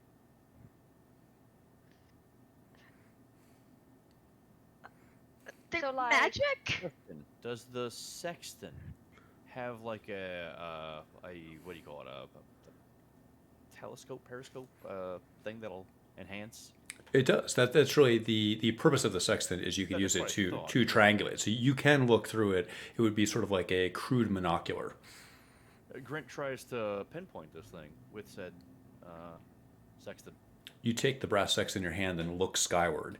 It's difficult to discern much of anything. The boat is still moving, rocking slightly in the waves, and this was not really meant for spotting something in the night sky. You don't hear a thing. Eden, you are sure you heard something, though. You know you're not imagining this. Okay, it's smart enough to try to avoid detection, which dragons are known to do. Dragons? Did I hear dragons? Yes, it could be a dragon, it could be Oh a skeleton dragon. He's hysterical. It's just maybe you should go lie down. I'll look up into the sky. You look up into the dark night sky. You don't see a thing, Tierney, just clouds. There are no I'll stars listen. in the sky. You listen carefully. You hear nothing but the argument between your party mates. The ship seems to be moving particularly quickly. Interesting. Alan would wholeheartedly believe Eden, knowing how he's typically able to hear things or smell things or spot things that other people can't. Let's take your word. We are being hunted as prey, yeah. And they're taking cloud cover, and the boat is faster than it. The So we boat should- feels like it feels it and is running away. Lauren is nodding in very apparent agreement at this. So maybe we should take cover downstairs. Grant, Perhaps. can I see the bottle? Grant hands it over. I'll inspect it and try and figure out anything from it. I'll feel the energy of the bottle. It's clearly magic. Do I get an emotion from it or something like that? Some self-sentient items have self-preservation, and the boat seems like it could be sentient. You, without a roll, you feel like this line of thinking is valid. You think that you are onto something. You deductively conclude that there could be a bit of a cat and mouse going on here, and you are unwittingly tethered to the mouse. Eden, I think you're right. Yes, I think we need to be in position to protect the boat. I would agree. In addition to this, if the boat were to stop, whatever is following will be upon us immediately. And if not upon us, then upon the city that we stop. Eden, can you... Grant's like, he almost feels silly. Can you turn into a bird? Eden, pumps his fists up and scrunches his face and tries really hard and nothing happens. Wait, Eden. You'll fly right off the boat. That's foolish. We won't be able to turn around to get you. Please don't shape change. Okay, I will not do that thing.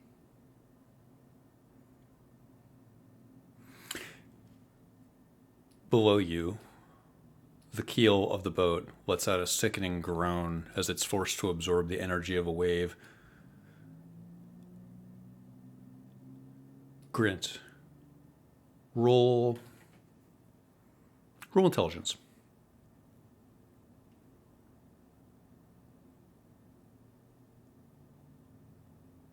Zero.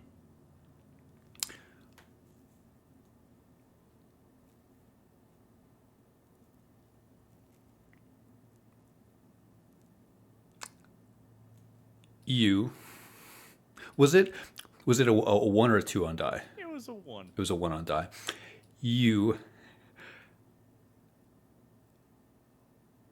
are pretty goddamn sure that Eden is full of it. This does not make any sense to you. There's no. If there was a dragon, you'd think you would have already seen it, heard it, something. Fireball, something. You're fairly sure that everyone on the boat except for you is completely hysterical. Look, we've all had a long day, okay? I don't think we're being chased by an invisible dragon. I'm just gonna throw it out there. Maybe you need to take a nap then. Yeah, but if there was an invisible dragon... I'll ring the bell, Grant. Yeah, alright. Grant just goes below deck. He's just, ugh. You do so, nourishing a sense of disgust at these people. This is the second time the boat has gone over a wave that it shouldn't have. This boat's supposed to be unerring in accuracy and pilot itself. Why would it go through rough waters unintentionally harming itself? I agree with you, Eden. The boat's running. We need a way to draw it out. It's hard to tell if the boat is succeeding in outrunning it, but it doesn't seem like it is. Draw out the thing above or the boat? The thing above. Don't you think it'll continue to run though? I mean, if it's already on its own warpath or, trying to evade a war, if it gets closer, do you think that it'll just continue to go at crazy speeds? I don't know if... I don't know. I guess we'll find out, right? I'm just not trying to be thrown off the boat because something approaches. Is it still raining? It is. Can I check in one of the barrels to see how much it's rained? There is less than an inch of water inside of there. This is a relatively light rain. It's more like a mist than a sprinkle. I'll watch up here with Eden, and we'll ring the bell. I think right now, evidence has shown that the boat is outrunning the threat. But if we waver, it'll be upon us. And I'm going to walk over to one of the masts and tie one of the gang ropes to myself. You do so, tethering yourself to the ship. The boat lists. Yep. Eden, I suggest you do the same. The rest of you could stay under the deck, and I will ring the bell at the first sign of trouble. Believe you me. I will, I'll stand downstairs by the bell. If you guys need it rung, call to me. If we are in trouble, I'll need all of you. I will certainly call. Alright. I just think that would be more wise, because if you're tethered and you aren't able to make it down, somebody needs to be there to ring the bell for everyone else. I assume the bell is like around here or something? It's downstairs, isn't it? No, it's upstairs. Rail rang it. Oh, yeah, we're not currently in the crow's nest. We're on deck. It is at okay. I misunderstood. It is at the ship's wheel. Got it. I'm sorry. I just misunderstood. No problem. So I'll go down in my quarters and hang out. Eden will also tether himself using the other rope. I'll walk up to Eden and try and make sure that Alan doesn't see, but I'll hand Eden 3 cigarettes. Don't you dare! Eden's face lights up and he very subtly pockets them with a nod. I won't say a word. I'll walk back to the wheel of the ship. You criminal. Eden, you feel a sense of pleasant transgression.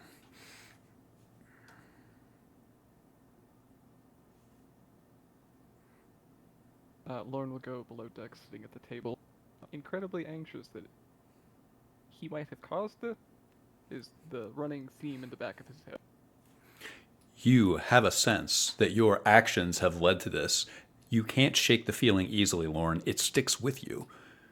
You hate feeling like you can observe negative effects and know that you yourself are part of the cause. He's going to be doing everything in his ability to distract himself from this, poring over his spell book, studying the note. Anything to keep his mind from the place that they're currently in. Can we take a pee break? Why don't we take our fiver? It's right about 7. Sounds good. Shall we reconvene in 5? Sounds good. Absolutely. Checking in on chat with my favorite people in the world. What do we got? We got DX3. Thank you for being here. Boy, do I have some stuff in store for you for next week. But hey, remember this boat? Remember putting this stuff together? It's been months now. Well, I'm going to go get a drink and figure out who rang my doorbell, and I'll be back in a little bit.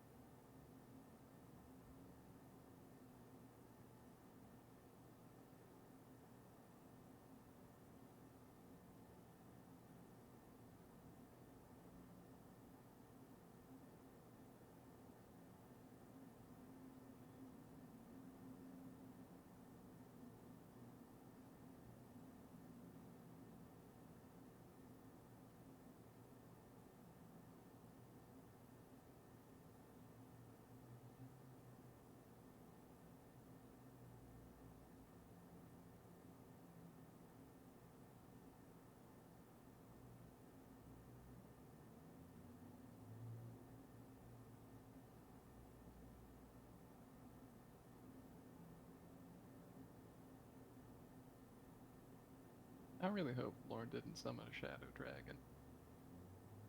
Kind of feels like it, right? A little bit. Although if it was coming after anyone, I don't know if it would be you. I hope not. I don't know. I like my magical beacon explanation. That's a good Like- one. It's a solid. Yeah, that makes a lot of sense, actually. In this world, there are creatures who like feed on exclusively magic. You know, could be like a mage hunter of sorts. Well, the Spelljammer itself must be a huge beacon of just that. Agreed. I want to talk to the boat. We gotta find the interface. Right? Yeah.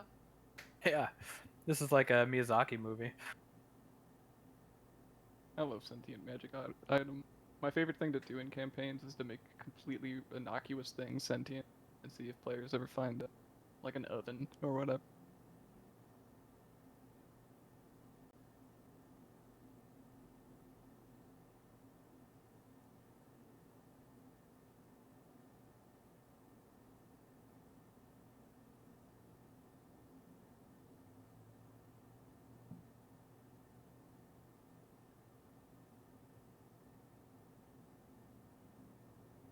Also, low-key time to get Eden hooked on drugs. Time for his degeneracy arc. Delinquency. I'm not doing this for me. I'm doing this for you. We're about to die, all right, Eden? Yeah. A man is allowed his pleasures.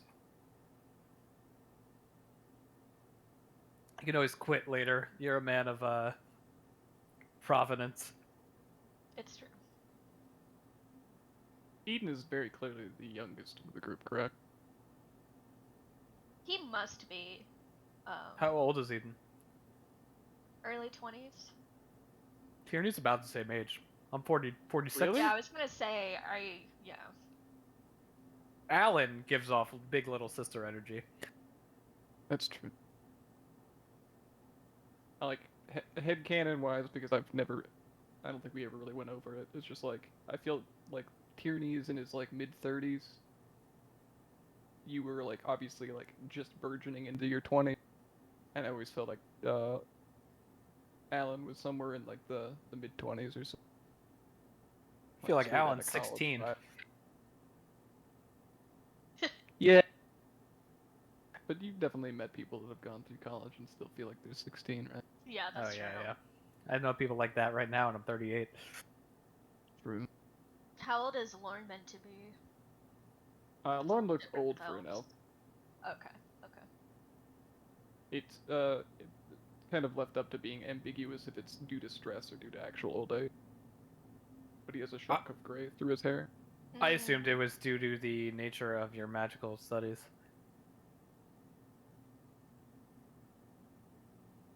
You kind of have to also write that in when you're a wizard, that you have a literal long period of time at a college to do that. I As a mean, sorcerer, literally, you- wizened is a term, you know? Yeah. It's like aged. Like a fine leather. Was it second How- edition where you got different stats based on your age? I can't remember. Yeah, if there was like 4 categories. Like there was like ancient, elderly, middle-aged, and youthful, I think. And if you were old, you got like wisdom and intelligence bonuses, but you got negatives to constitution and dexterity. My back. I'm feeling that shit.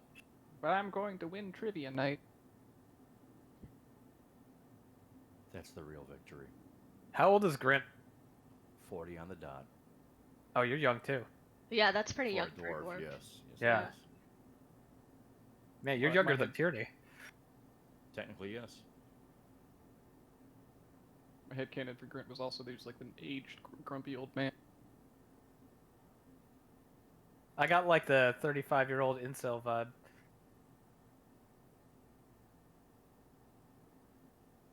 I can see that. A hard cut. Latcher doesn't I respond? I'm like, I don't.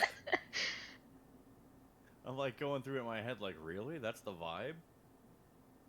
I know some people who are like Have like blood. I know a guy who has blood and honor tattooed on his knuckles, and he's like 35. No. Oof. Is he a Wow. beard guy? He sounds like a beard guy. Oh yeah, he's a beard guy for sure. Yeah, man. Yeah, that's what it sounds like. Beard guy is like a total genre, dude. It 100% is. So he's got like the 5th letter on his thumb too. That's awful. Yep. Oh.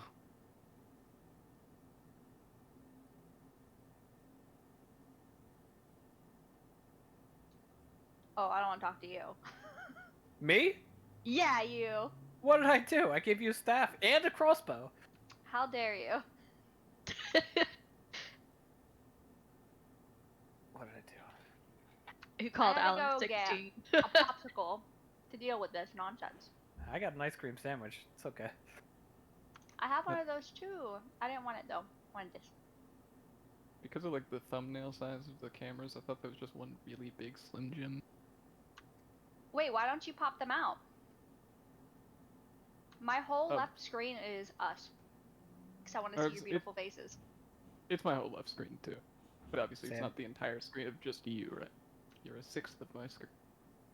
How small is your screen?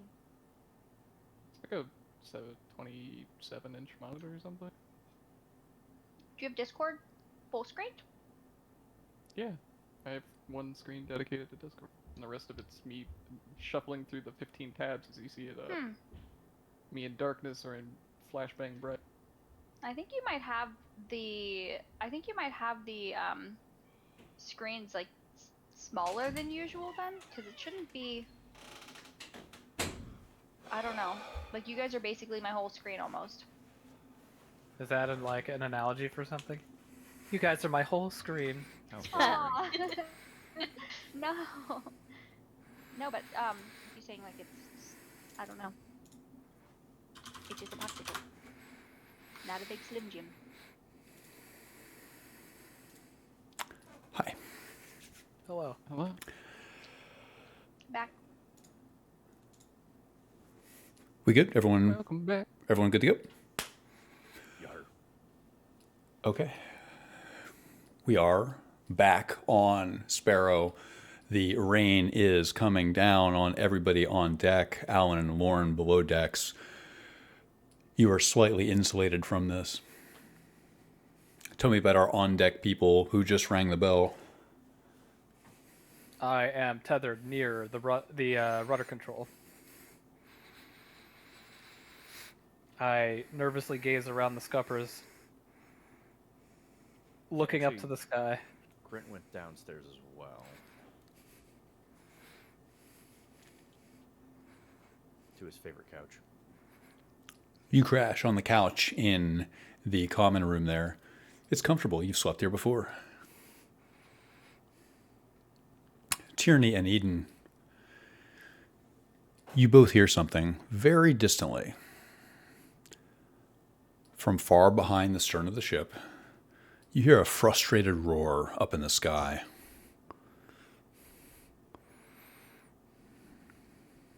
I'll look at Eden and cast message and say, "Did you hear that?" And I'll look up to see for your response. He nods, yeah. As he's looking out across the ocean towards where the roar sounded, does it seem like the rain is falling around a shape, like something physically there? Could you reword that? So the rain would normally be falling down straight as if in a sheet. Does it seem like it's bouncing off some shape that would otherwise be invisible? I see. Like, is there something shrouded there where the water would be hitting it? No, you don't see anything like that. But you think that from trying to kind of triangulate where the sound came from, you think it was probably up above in the clouds, something outside of your direct visual range. Okay. Does message let you respond to it? Looking it up. It does. I was going to say, Yes, you can reply in a whisper. Okay, he will whisper back. It's above the clouds. I'll look up to where the clouds are. you see clouds. It's difficult to see anything inside of them. You get the sense that whatever this is must be behind you a good bit by now. I'll position myself so I'm looking at exactly that. You do so. It's dark, it's cold, it's windy. Staring up into the sky, a raindrop falls on your forehead, Tierney, mixes with the sweat of your skin, and it creates a unpleasant saltiness that goes into your eye. I'll pull my tailcoat around me. It's going to be a cold night.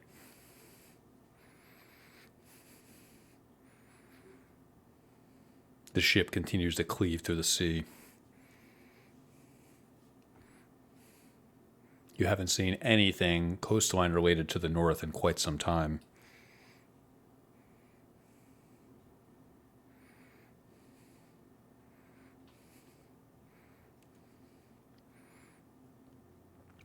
Minutes pass, and then more. You haven't heard anything in quite some time, Tierney Reedon. I won't stop looking. You do so, gazing up into the clouds. Eventually, the rain starts to abate. The night becomes clear. You see 1, 2, and then a few stars up above you. Do I see any what I would consider God-indicating constellations? This is the first time I've seen the sky since we got out of the temple. You attempt to discern, are the normal constellations in the sky? It's hard to tell with what you can see so far. There is still, the night has started to clear, but you still have bits of cloud cover that make it difficult to discern the entire star field in the sky. Eden, you see just a hint of the moon. I was gonna ask what phase it was in. It is waning. Okay.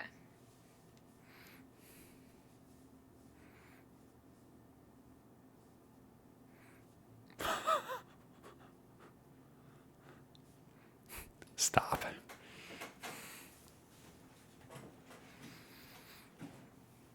Eventually, you find yourselves sailing through the clear night, looking up into the sky. Tierney, the stars seem not like what you expected. You're not sure exactly what you're looking for, but it doesn't look like the night sky as you've seen it before.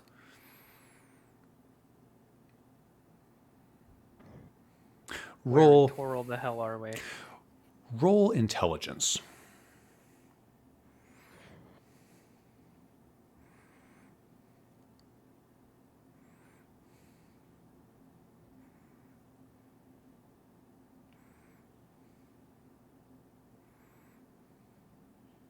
$26.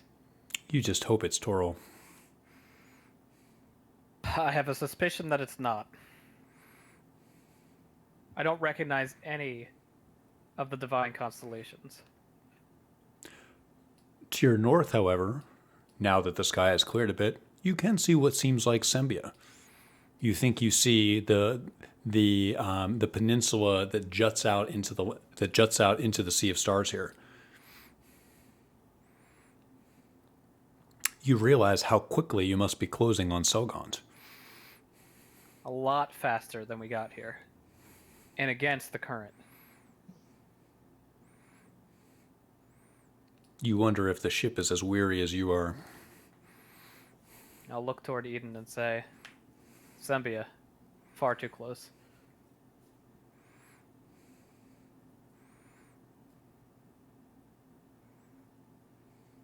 Are we gonna draw it into the dock with us? We'll find out.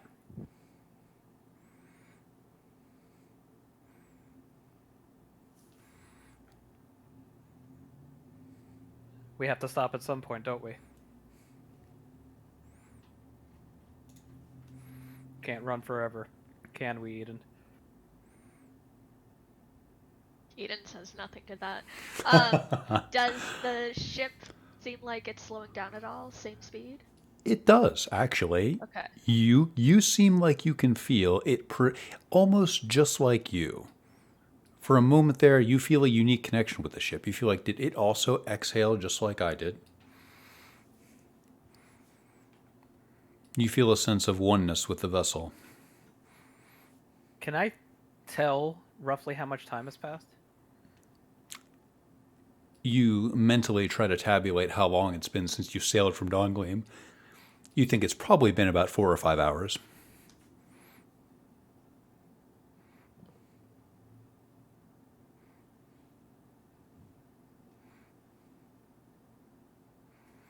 The sun has not even broken the sky yet.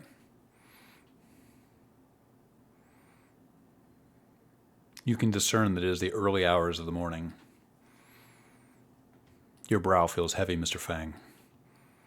So is my heart.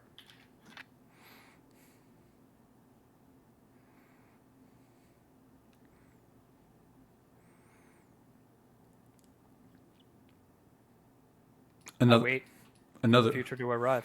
Another hour passes as the ship continues to move rapidly eastward. You watch as the terrain starts to look familiar to you. You think you've been here before. You feel the ship start to gently reposition itself like it's starting to sail northward. Do you make any changes to your watch? Anything like that?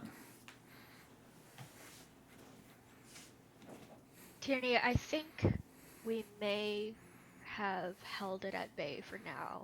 It seems like we should rotate watch if we want to get any rest before sunup. Okay, why don't you rouse 2 people?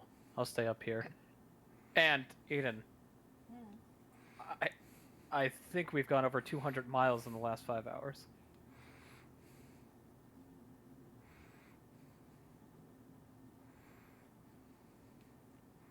Well, I think we're going over 60 knots. I've never been on a boat that's gone over 20. You have a sense that you are traveling very rapidly.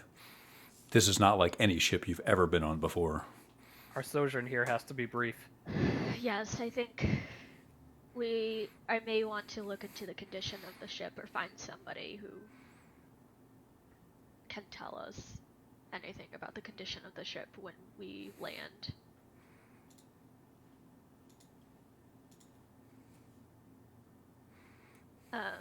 And Eden will go off to find Lorne and Alan. Lorne. Wandering through. Yes, Lorne, have you been wandering and meditating on your thoughts? He's mostly just been sitting here at the table, yeah. Eden as occupied as possible. finds you at the table. I take it with no bells, we got of relative safety then.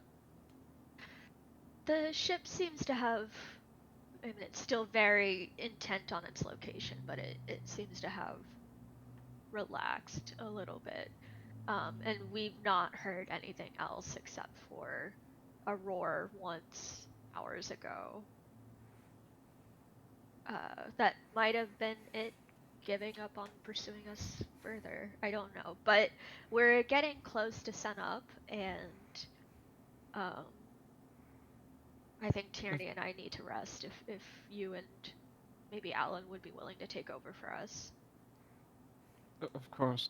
He'll take the book up, push the chair in, and make a gesture for you to go on ahead. Do you know where Alan is? He'll point directly over into the room across from him. I think she was resting her out. I'll gather if you wish.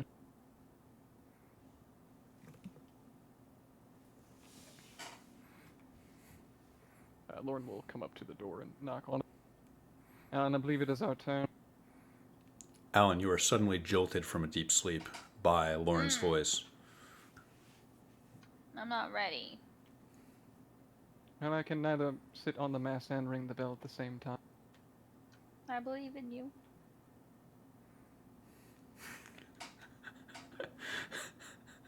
Lorne will let out a pretty defeated huff at this point and make his way up to the mat, or the crow's nest. Alan will reluctantly roll out of bed. Per usual. Your bones ache. You're very tired. When going up on deck, Lauren, you are met with clear weather. The rain has stopped. The deck is still covered in rainwater. The ship seems to be moving rather quickly. The wind immediately whips at you when you stick your head up. He would definitely be moving towards the crow's nest, as that's the place he's, by all technical means, most familiar with at this point. You feel a sense of familiarity as you enter the crow's nest. For a moment, you look to your side expecting to see Ball, but there is no one there. I think Alan would try to snatch Tierney on his way, like intersect paths. Well, you have to get me. I'm still upstairs. Oh, okay. Well, I'll just meet you upstairs then. You find a windswept Tierney Fang on the deck. How you doing? Well, we outran something in the night, something I would rather not tangle with. And we are going far faster than any boat I've ever been on. Yeah, it feels that way. Definitely. You're not disturbed by this? Where are we? I'll point. That's Sembia right there. Oh, I would guess we're crossing the Sea of Wow. Stars right now. damn. Okay. Yeah, I didn't think we were going that fast, but all right. I'm guessing we're going 50 to 60 knots. I've never been over 20. It's pretty incredible. You don't seem impressed. Okay, I would suggest you I'm lash just yourself to the deck. tired. Well, No, then I take your am. nap. I think we've outrun the troubles. Okay, that's good. Wait, Tierney, something I wanted to talk to you about. You still have the bottle, right? I do. So, did it say, do we have any idea how many uses it has? How many times we can go somewhere? I'm certain it has 2 more left. I felt it and feel it in my bones. Okay.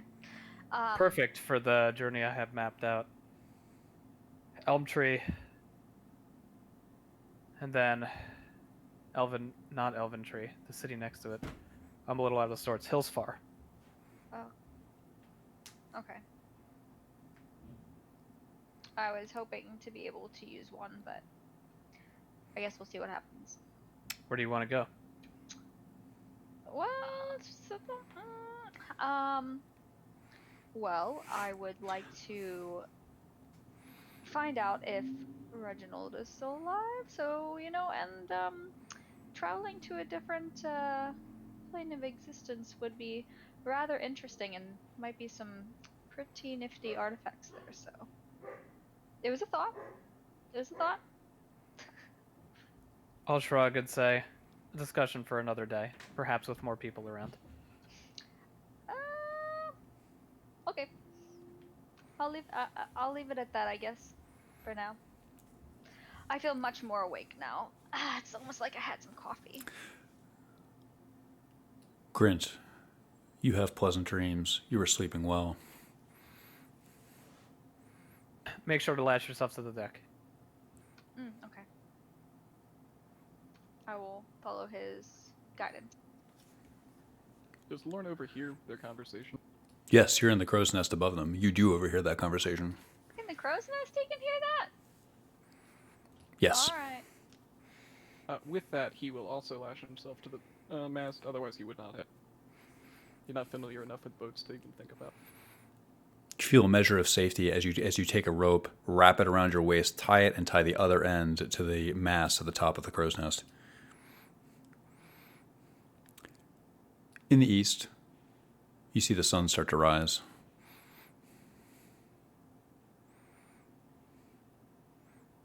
You start. You can see.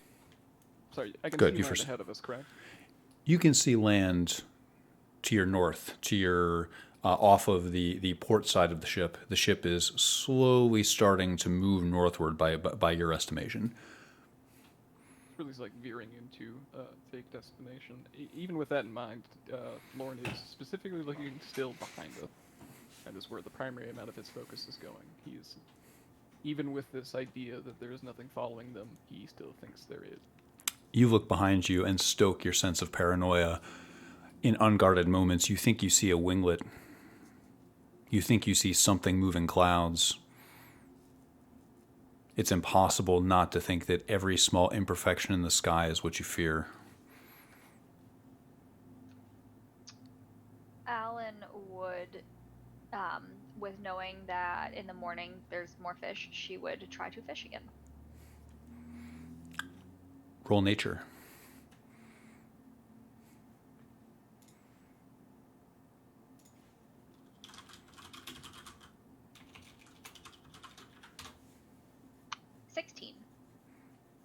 Roll D100.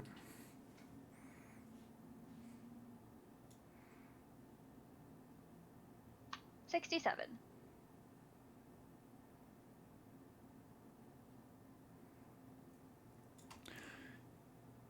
You pull something out of the net.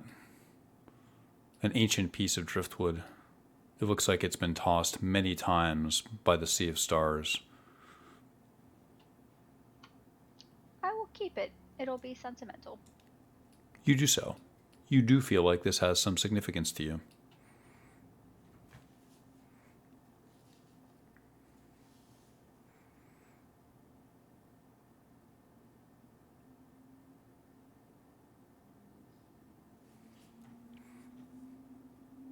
The ship continues to sail. You start to see more signs of civilization as it cuts northward. The coastline here is dotted with small fishing villages. And finally, you can start to see something. Selgon. As you start to approach, you observe tendrils of black, oily smoke coming from the periphery of the city's walls. Alan. Lauren's immediately gonna call down. I think the city is on fire. Yeah, I kind of expected it. Tell the others. Oh yeah, the bell. I'll ring the bell. You do so. Tierney, Alan, Grint, you are awoken by the shrill sound of a brass bell. I'll rush upstairs. Same. You do so. Follows. You see the coastline of Sembia rushing towards you as the ship with great haste cuts toward the Selgon harbor.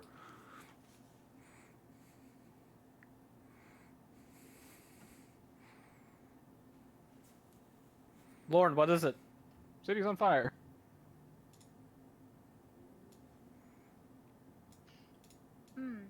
I kind of hope that the Baron is trapped in a basement of a house that's on fire.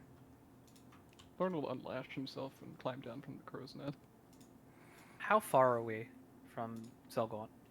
Now, less than a mile. It's happening faster than you'd think. Everyone, hearken to me.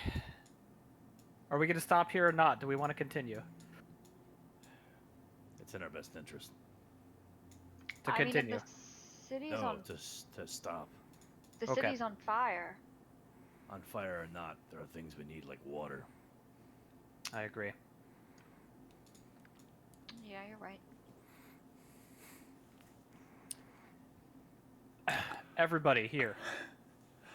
If and when we stop in this place, and there are people still alive, it is of utmost importance that we stick together regardless of what we may individually feel. Do we all agree?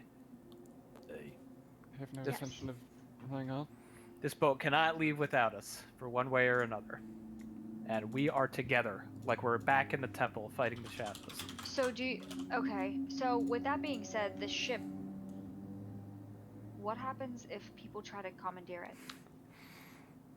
I don't think they'll be able to. I don't think they could get anywhere now. But what if they try and take over the boat in general? Sure, they can't potentially make it go anywhere, but we don't know if it can't be manually manipulated. obviously it can because Rail and the crew were able to. Shift the sails. They- Across the table. They sailed it without the bottle. They sailed it with 3 people on the boat. They didn't sail it. The boat sailed them. I agree with Tierney. This boat needs 40 people to operate. If 40 people come on here, we have bigger problems. So, do we want to maybe... Do we all know how to swim? I hope we're not swimming all the way up north. That's 400 miles, Alan. Where am I? That's... Oh, you mean to the shore. I assume we're going to dock. So maybe we shouldn't dock in town. Maybe we should dock further up and walk down. I don't think we get much of a choice in the matter. The boat is going to Oh, take us yeah. where it's going to go. Has anybody tried to manipulate its path? No. Lorne will lay his hand on the mast of the ship, the crow's nest. And he'll just try to think at it. You do so. You try to apply your thoughts to the ship. You sense a hollowness. Whatever you're doing, it doesn't seem like it's having much of an effect. The ship, on the other hand, is getting closer and closer to the busy harbor. On the north side of a harbor, you see a ship on fire here. Eyes up. Sparrow seems to naturally find a path through the harbor, and it finds its place here in Selgaunt. The ship docks itself next to a building that reads Pryor and Company. There's a gangplank waiting for you as the other stars in your constellation helpfully align. Before you know it, you are docked.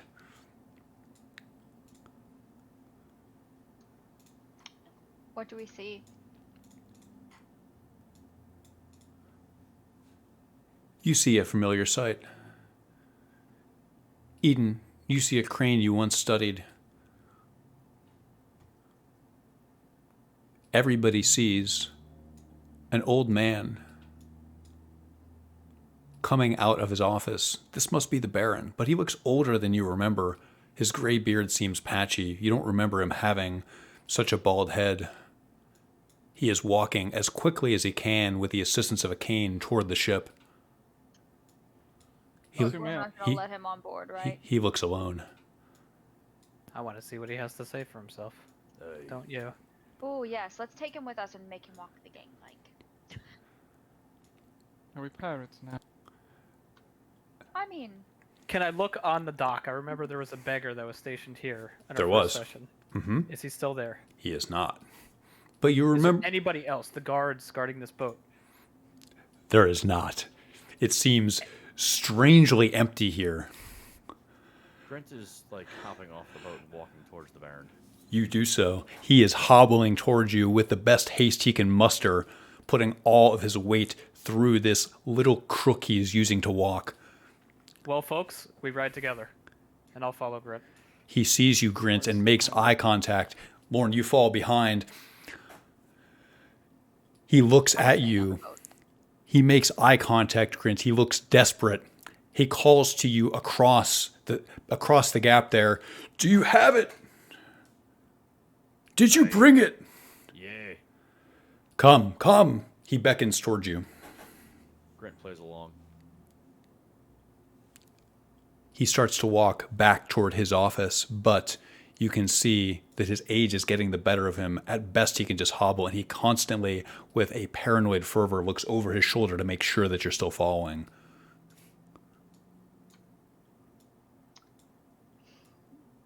Alan would get the crossbow out. You do so. Lorne is keeping about a 10-foot distance between him and Grint. I'm right on top of him. She'll start to follow behind. You can see, walking closely behind him, his neck is sweaty. As you walk through the office, you see a horseless carriage.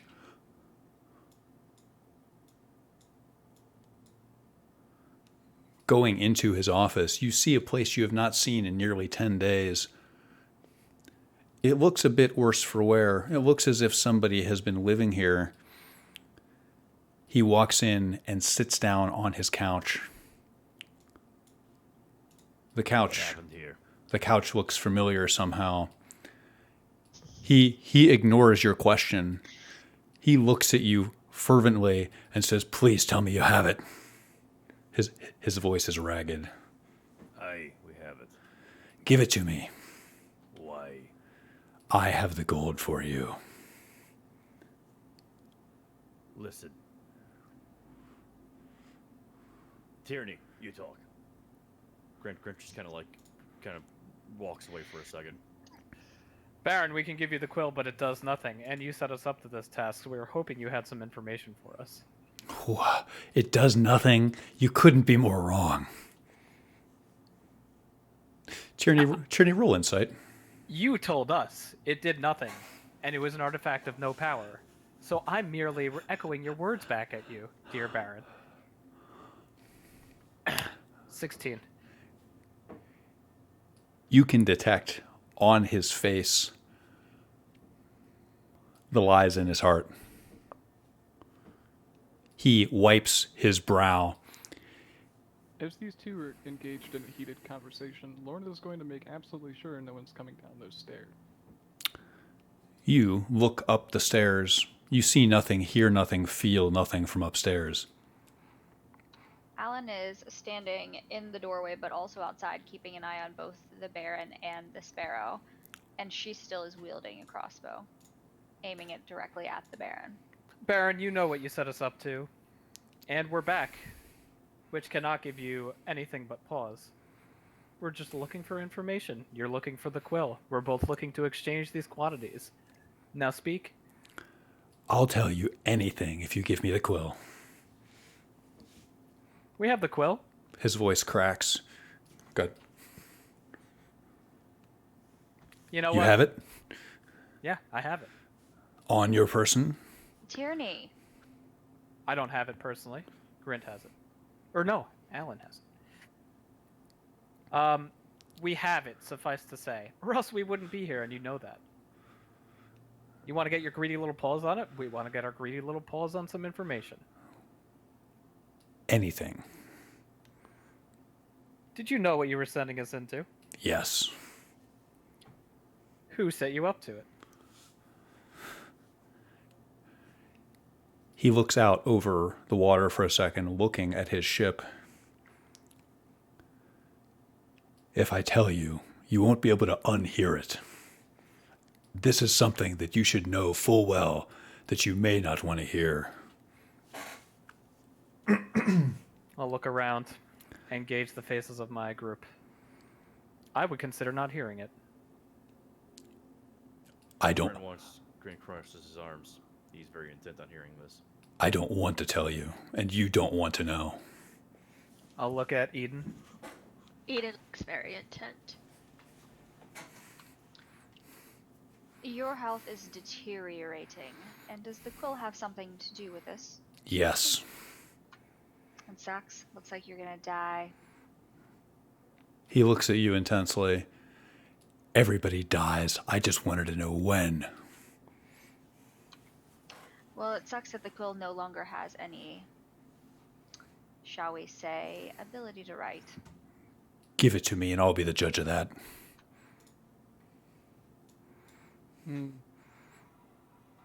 I'll We're look at Lauren. diverting. Who set you up to this? It's a matter of who you're writing to, I suppose, isn't it? Who would you be asking your questions, old man? He looks between the two of you. He seems a bit overwhelmed, and his hands are fidgety and busy, like he can't possibly sit still.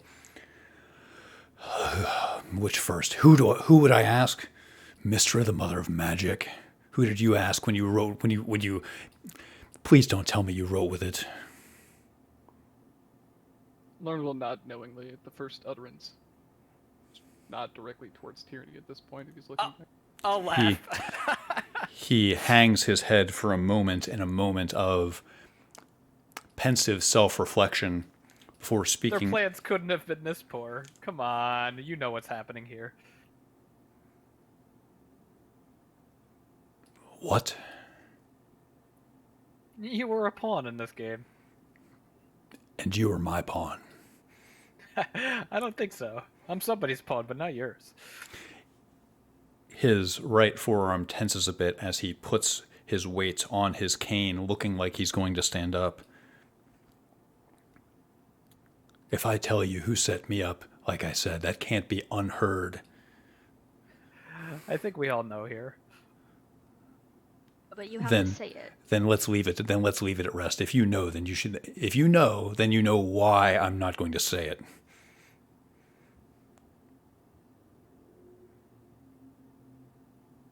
I'll shrug. Anybody else want to tag in? Why the hell didn't you give us any food and water? That's all I really want to know. It doesn't seem like you've starved. No, we were able to suffice ourselves. Obviously, you picked the right crew, but that's nonetheless. That- we promised food and water and supplies, and you didn't provide. That is exactly the point. I promised you something that you did not get, and you persevered still. Oh, Don't you understand by now? quite the poetic notion for a man that wants something of others. If you were to not get this quill, would you persevere?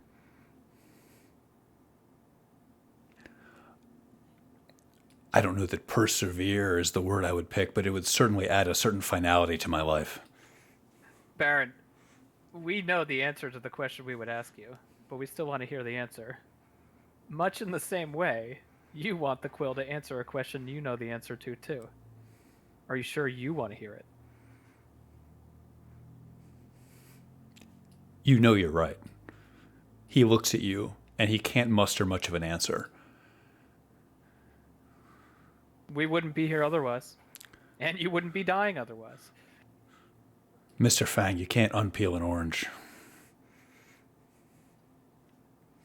Alan will take the quill out of her bag. He look, She does not have it. What? Sorry, no, it's Eden who has it. Alan does not have it in her Why bag. Yeah, I did think Eden that's get right, The yeah. quill? No, Alan Eden took did give it it from to you. Eden. Yes. That's what I thought too. I wasn't going to cut it if people were very sure, but that's what I thought as well. Could we check the manifest? I wouldn't have put it in the manifest. I didn't even think to do that, honestly. But Lauren has literally never put a hand on the quill. It's in Eden's manifest. I believe this. that's fine. And I remember it, too. I just don't remember it, but that's fine. And it says, I've collected another instrument of murder for no reason. I believe it. Let's resume. Baron Perhaps I do Pryor, have- go. Perhaps I do have a question, ma'am. Sir, if you will. I did not join this party upon the boat initially. Do you know who I am? You are Lorne de Nevere, exiled little prince of the Underdark. A prince. It's perhaps the most crowning term anyone's ever given me. At I'll least give this- Lord a little golf clap. Thank you. This at least abates my fear. Just give me the quill. I have gold beyond your wildest dreams. What is it? Where's the quill? Please just tell us the answer. The answer to what? Who's pulling the strings? Who's pulling ma'am? your strings? Can you maybe allude to the answer without saying it? Oh my! Grant stabs his fucking scabbard. He thumps it on the ground. Say it. Just fucking say it. The Zentarim, the Black Network. Oh, we're all so shocked. Why? Why'd they set you to do this? He doesn't know. I don't know. I know what I was promised. Oh, we And know that why. is- He narrows Well. he narrows his eyes at you, Grint. Just give it to me. I held my half of the bargain up. Ugh. Barely. Yeah, You didn't I get don't half of think what you you did. promised. You've- I still don't see any gold. You've given me none of what you promised. We have it. We went. We saw. We. What is happening with the city? Do you know? What you set into effect cannot easily be undone either. I want you, and if you know, if you truly know what we be set into effect, then what possible purpose could you have with that quill? There's one question I've wanted answered my entire life. I have a feeling you won't get the answer out of the quill anymore. Prove it. What do we have to lose? Give it to him. Go ahead. Don't do it. Why not? We don't know if it actually has magical power still or not. It could potentially, have only had those 2 uses for the time being, but what if it has more? What if it causes more damage? More than this, really.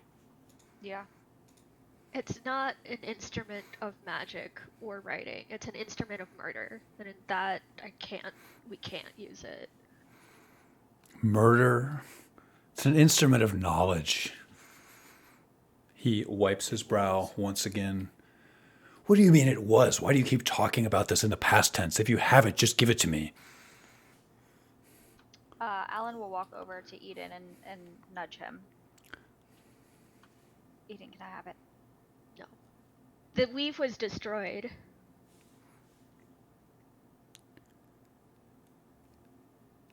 Have you ever made a deal that you regretted?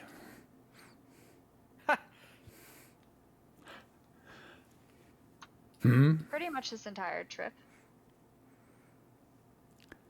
You and me both. Oh, boo-hoo. I don't want your pity. I just want what's in your bag. Too bad. Doesn't seem like you're gonna get it. And it doesn't look like you have the ability to either. His gold is worth more to us than that quill. It's I don't think useless. so. I'll put my feet up on the coffee table. You do so. Alan?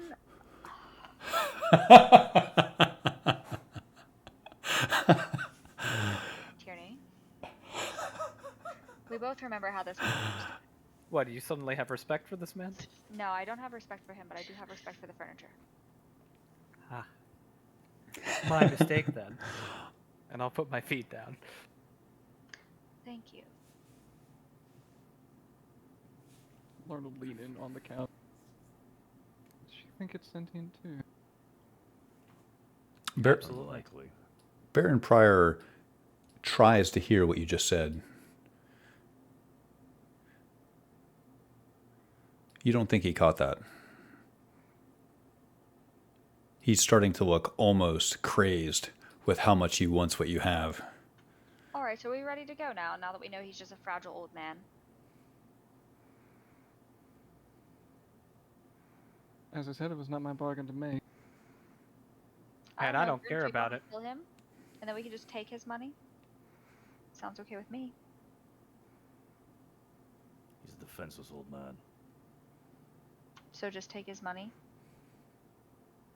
He hired us to do a job. Let's finish the job. Give him the thing. No. Oh. We've said from the very beginning that he's not getting this quill. Absolutely not. We did not all agree to that. Yeah, but it's 1 versus 4, pretty sure. I'm interested to hear what everybody thinks. At this point, I'm admittedly a little curious to see if you can even get the thing to work.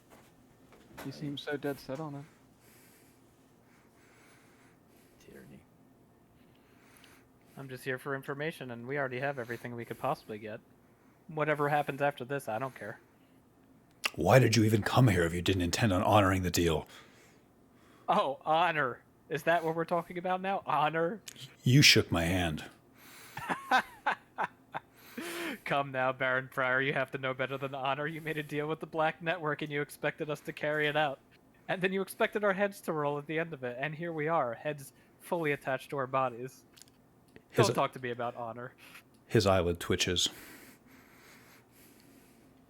I don't care. I don't even have the quill. Our dear friend Eden over here has the quill, and he's fully capable of an adult decision, aren't you, Eden? Which I've already made. It's not his decision to make.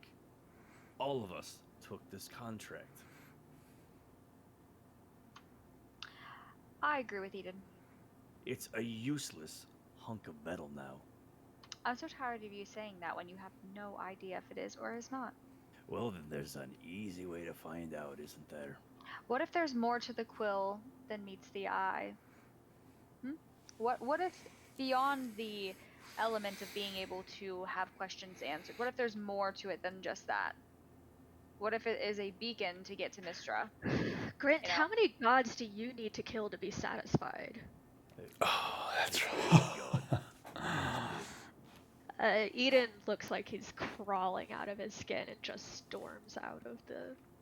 I will follow closely behind Eden so nobody can try and snatch Well, his Grant bag. would absolutely try to stop him. We can roll for that.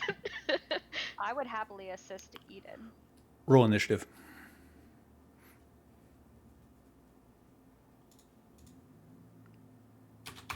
I got a 13. 4. 12. Tierney. I'll take a 1 here. Lauren is also Lauren. actively being passive here, sitting upon the count. Which one of you is a 1+1? Which one's a 1-? Or I'm which? going to skip all my actions unless somebody attacks me, so I'll be a 1-. Understood. Be a 1+ with the same caveat. Eden Cather, you move first. You have just a bit of momentum and act a little bit quicker than Grint. You walk toward the door. Yes. Not running, just purposefully towards the door. And if Grint heads in his direction, he's just assuming he's following. How about this? You and Grint stop each other in the door. Grint is fast enough, this 12 versus 13. Grint can stop in the doorway and physically block you from going out. You meet face to face, as it were, in the doorway. Eden, from down below you, you see Grint looking up at you. You need the money. I think we need it.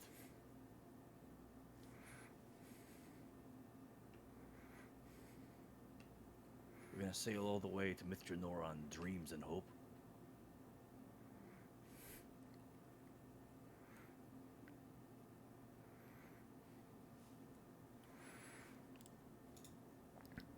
Baron Pryor calls over to both of you. It's 25,000 gold. A fortune. He promised up to 60.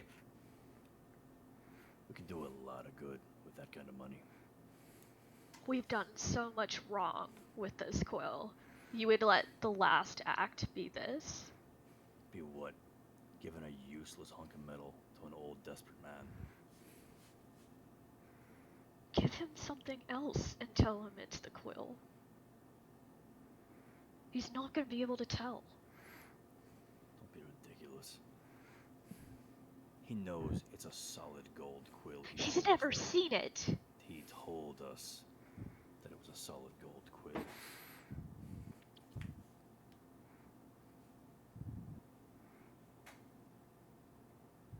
If I thought it was dangerous, I'd never let him have it. But You he's didn't desperate. stop Alan and Tierney from using it either. I don't trust your sense of danger. You didn't stop him either. No, I am actively paying for that, as are you, but I seem to be the only one aware of it.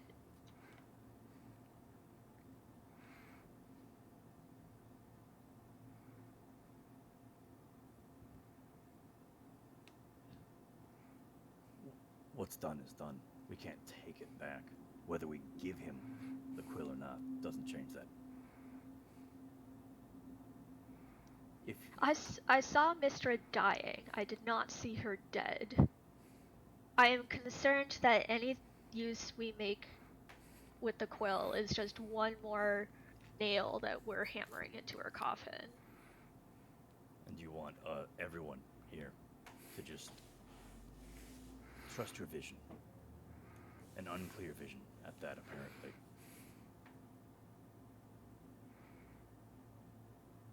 You seem to be the only one who doesn't trust it.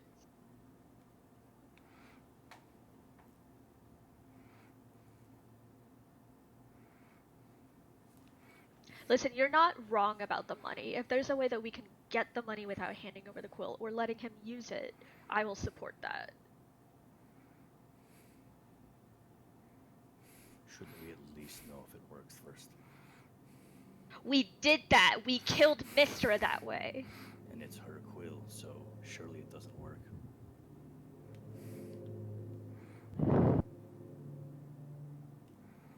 What is the Baron doing during this heated conversation? He is watching with rapt attention.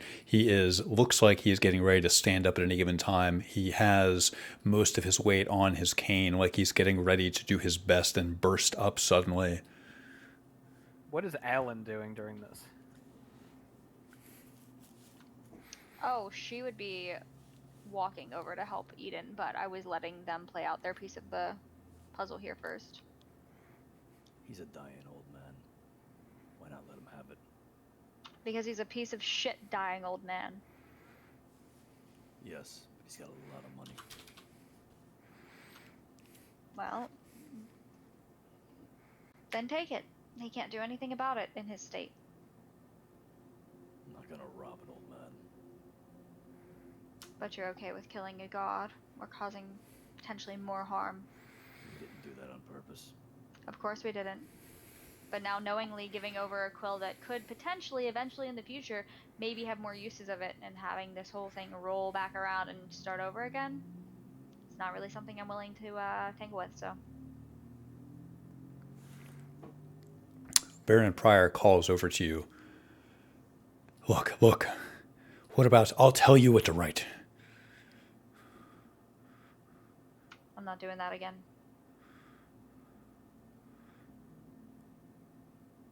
I'm curious. What's your question? When does Arnold Pryor die? That is so selfish. And Oh. unbelievably greedy. Why is it so and important our to you? questions weren't. Sorry, across the table, does Eden know if his name is Arnold? That's his name. It is. Okay, alright.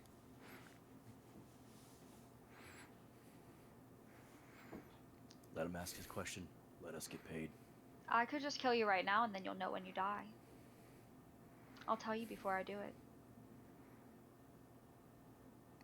Don't be petty. You won't. I will. Nonetheless, I'll kill you with the quill. You're no killer, Miss Vaughn. I don't think you know me well enough. He looks incredibly frustrated and stands up.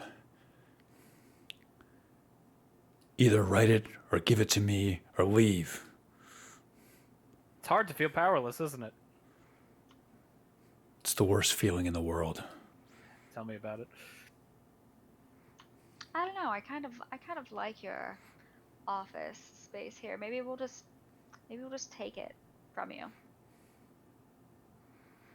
Don't say things you don't mean. Oh, you mean like saying that we'd be fully supplied on the ship? Did you have the supplies you needed? You did. No. No, we did not.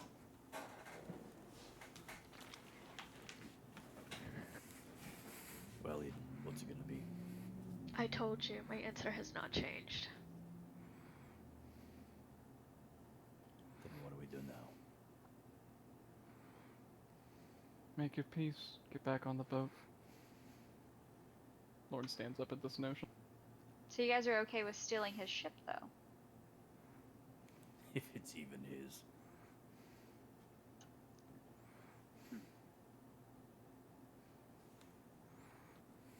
Is it your own ship? Or is this part of the deal that you made? I made the deal for that ship a long time ago. You regret it? No. As long as I get what I want.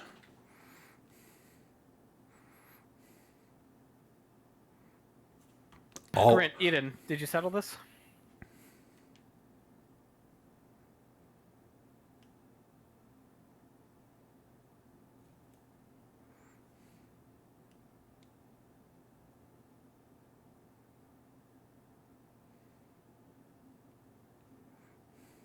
I don't care anymore.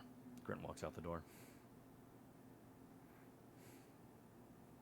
What's a merry band to do when there's no one to buy anything from with 25,000 gold as it stands anyway? Lord will leave the room. I'll put my hand on Eden's shoulder. I'm impressed with you. Baron Pryor looks livid. He struggles to stand up and walk toward the door. If everybody's already left, Alan will actively utilize her crossbow. So Eden has not left yet. Sorry. He is standing in the doorway, looking towards Baron Pryor, and he says, "Consider this, that the gods sent us to you. The only time that it is clear when your death is coming is when it is certain. My entire life has converged on this moment. I don't want riddles. I want what I bargained for. And you bargained for when to know when you die. So let me make that happen for you now." And as she's been holding her crossbow the entire time, she will absolutely take advantage of it. I feel like you're being a little bit vague here. Is this I shoot my crossbow? Yes, that is exactly what I'm saying. Correct. Okay. You do not need to roll to hit. You coup de grace shoot him. You shoot him with a single bolt. Where do you shoot him? I would say probably just right between the eyes. You point your crossbow at his skull. At the last moment, he looks over and looks at you. He makes eye contact. He smiles a little. Your bolt leaves the crossbow. The metal pierces through his thin, yellowed skin, his skull, his brain, the back of his skull, killing him instantly. His body falls over, and his head voluminously expels blood onto his carpet.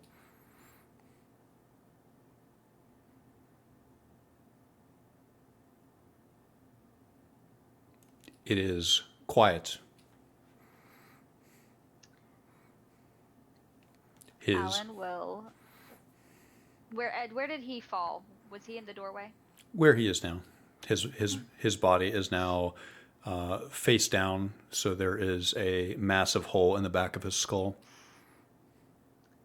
Alan will stand next to his corpse. A just ending. And then she'll walk out. As she's walking out, Lauren will, in a hushed tone, lean into the four that are out, the three others that are outside. You should be unnerved by this, yes? Terribly. Alright. You hear a faint gurgling sound. Happy with the side you chose, Eden. Eden looks like he's having an out-of-body experience, just standing there in shock. His corpse farts and then evacuates. It smells like shit in here. You can smell fresh brains. We should head toward the market, see if we can scrounge any supplies. I'm gonna take a step back and see what Alan is doing with her crossbow next. Putting it away. Didn't take you one for the murder, miss. The greedy and power hungry are not meant to be on this plane of existence. Alan, what is your alignment? Neutral. Neutral. You're neutral good, I think. Is that right? Yeah, she's like neutral good, maybe on the verge of chaotic, but across the table, Harper's very much will fight against the Zentarum, and him being a Zentarum agent, it would absolutely 100% make sense for her to take him out. You feel a sense of... You feel that you have given in to something.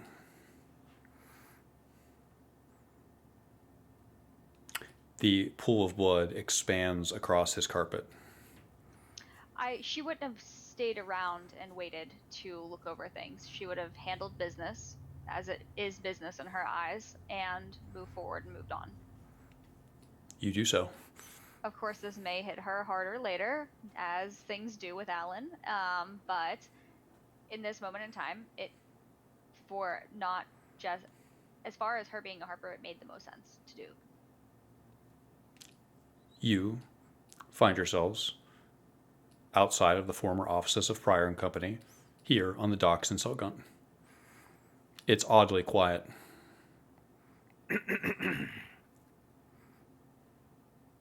Is this what we came here for? I'm sorry. To seek petty revenge? This is not petty revenge. He was an agent of the Zentarum. We're agents of the Zentarum just as much as he is. No, I don't think so. No, definitely not. Okay, we just did their deed for him. For them. For no We were reward. not aware of that, for one. For two, we still have the quill in our possession. A miserable hunk of gold at this point that does us no good. Or we to hand it off to the elves of Mythanor. I would much Are they to prefer keep it to in give it to safekeeping? Mythanor. I'm not going to argue with you. What are we doing now? We need to leave. Supplies. Supplies. fast. Everyone, come with us. We're going to the market. We're going to get back on the boat, and we're going to get the fuck out of here. And we can talk about it once we're on the boat, but we need to leave this area immediately. I'll look right at Eden. Now, we need to go. We'll talk about it later. Okay. Wait, do we bury him? Do we? No, we need to go. We need Okay. to leave. And I will lead us toward the center of town, which I believe is toward the market. I've been here before. This is where we set off from. I assume I know where it is. You do. You walked through the market on your way here the first time. Stay close. Keep your weapons out.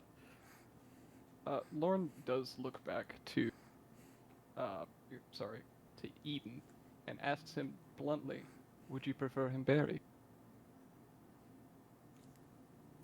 Yes, he was a person. Carry on then. Lauren will tarry behind very briefly.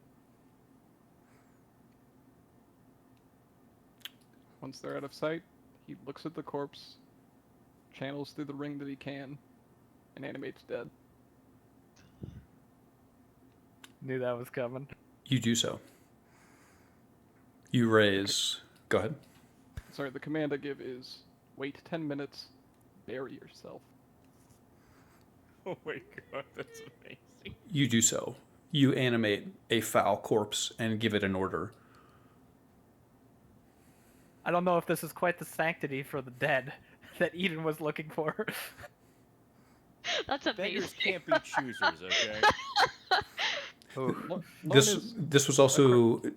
let me get in for one thing. This was surreptitious, so no one observed this. This was Right, merely yes, a Lauren thing. absolutely. Yeah. This is Lauren's way of being polite to the situation and also getting to flex a power he has not been able to in a very long time. You feel a sense of power as you animate the recently dead. There is a hole directly through his skull that peers back at you unnervingly as it listens to your commands. It stands there perfectly still. You assume it's waiting for the 10 minutes to expire. He waits just briefly enough to soak it in, breathes in deep, and carries on with the rest of his friend. When you leave this map, we will end the session. So if there's anything you'd like to get out before we do so, please do. Otherwise, we're gonna chop it here. No, I'm trying to drag us to the market as fast as possible. We need to get out of here. Let's do it then. It's good. Let's end it here. Same time next week, everybody. Yeah. Yep. Excellent. Yes. Well, that was fun. Yeah, it was. I can't believe you killed him. That surprised me too.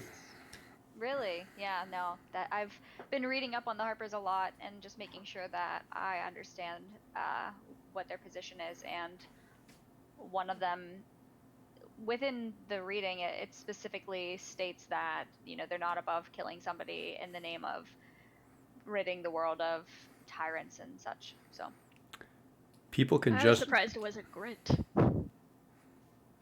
I was hoping that Grint would be the one to take him out because There's no way Grant would Alan do it. didn't necessarily No. want to, but Grint was too hungry for money. So I don't think that was Grint's angle. No. I would never see. I think Grint is like probably the least likely person in the party to kill somebody like that. I agree. There's no glory in killing an old man. Exactly. Right. Exactly. Yeah. yeah, and Alan doesn't do it for glory. It's solely because it makes the most sense for her faction that she's in. That's what she would be wanted to do, is rid the world of these Zentarum agents and basically purify the society, I guess. Tyranny thinks that this guy was merely a puppet, and you just murdered an old man. I can That's understand alright. the pragmatism of it. It's pragmatic in a way, but it's still extremely brutal. It was quick. She didn't torture him. She just took him out. And he did want to know when he was gonna die. Yeah.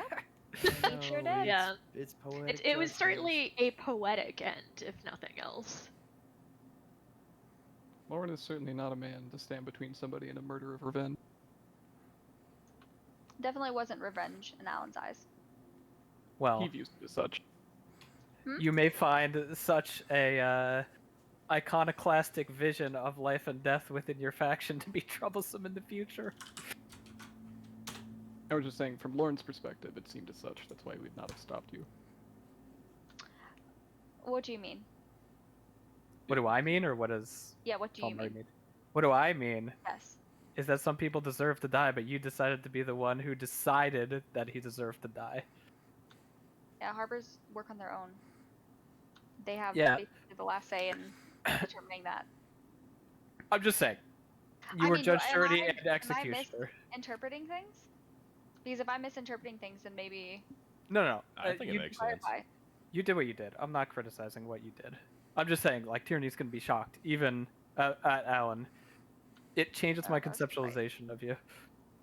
Oh yeah. That's Yeah, gonna well, I happen. mean, I think that now that you guys know that she's a harbor, I think that she was really trying to keep that under wraps as much as possible because it's not something that they openly flaunt.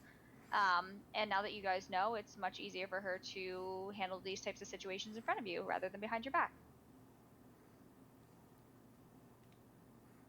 Welcome to her world.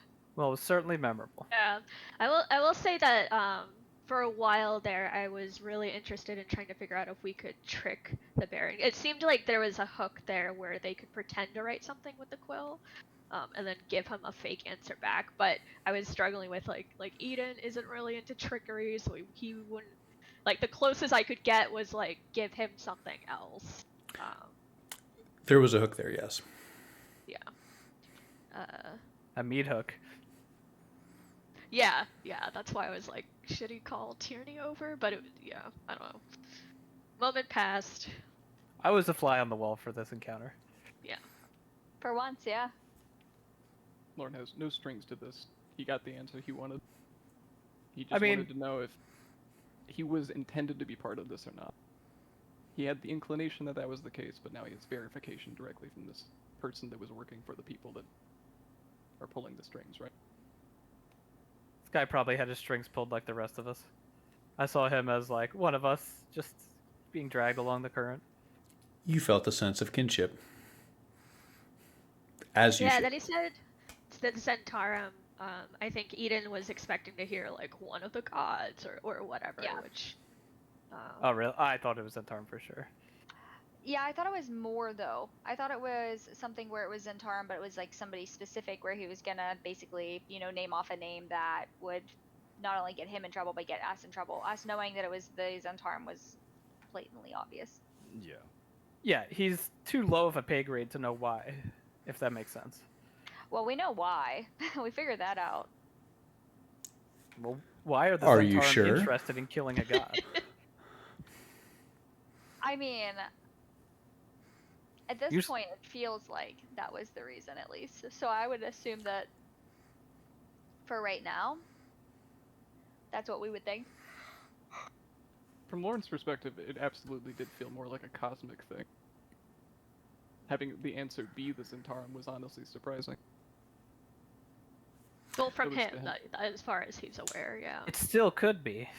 Yeah. Oh, it absolutely could. Yes. Yeah. And it's me, the player, still has that inclination. Just having this answer of it was the Zent. Just like, I just hope that the Sparrow's not linked to him directly.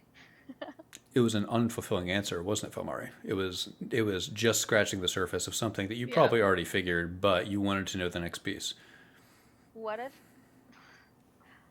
every time the Sparrow is used, his life is drained? Oh, that would be great. Yeah, it is weird that he withered so in our absence. There are a lot of mysteries that we'll never know the answer to, I guess. Until we no longer have the Sparrow. Oh boy. We can make it without the Sparrow. Yeah, we definitely can. it's the It would title of the just be campaign. awkward. Yeah, right. It's Yeah, You can't yeah. just- Um, You could. I'll also admit that out of character, I think it's just the quill is just a hunk of metal. Yeah. I don't think Yeah. it does anything, but I agree. could not justify Eden's. Well, I agree entirely. Like it was a cataclysmic force once. Is it worth risking?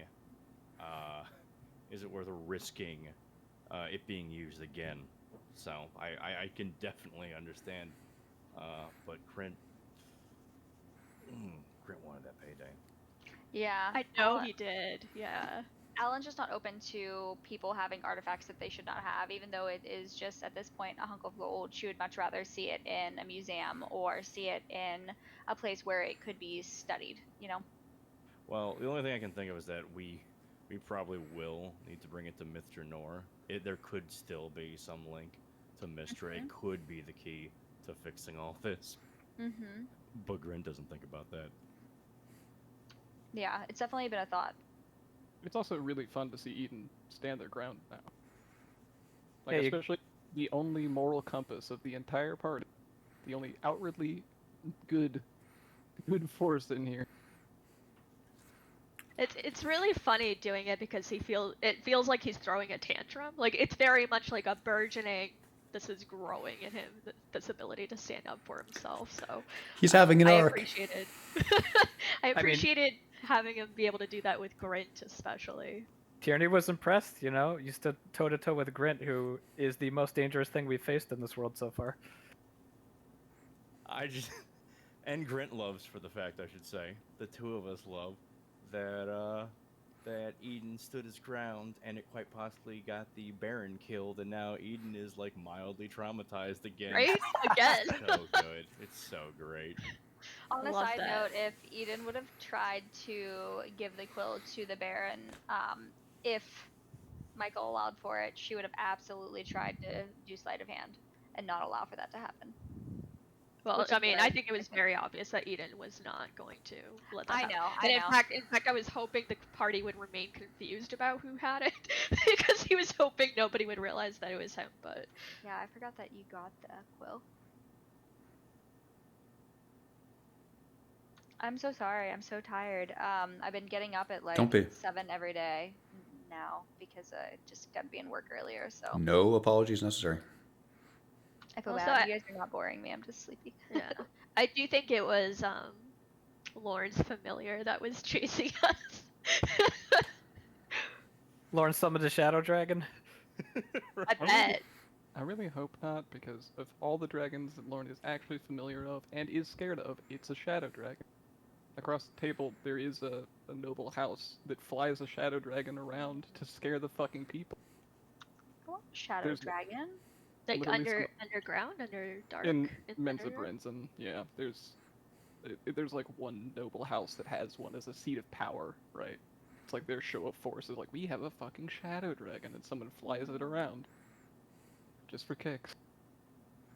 I want to play in Uh, that campaign and have a Shadow Dragon. But You should be on across the Tierney's table, team then. yeah.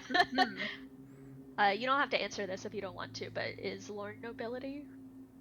No, Lauren is very outwardly not nobility.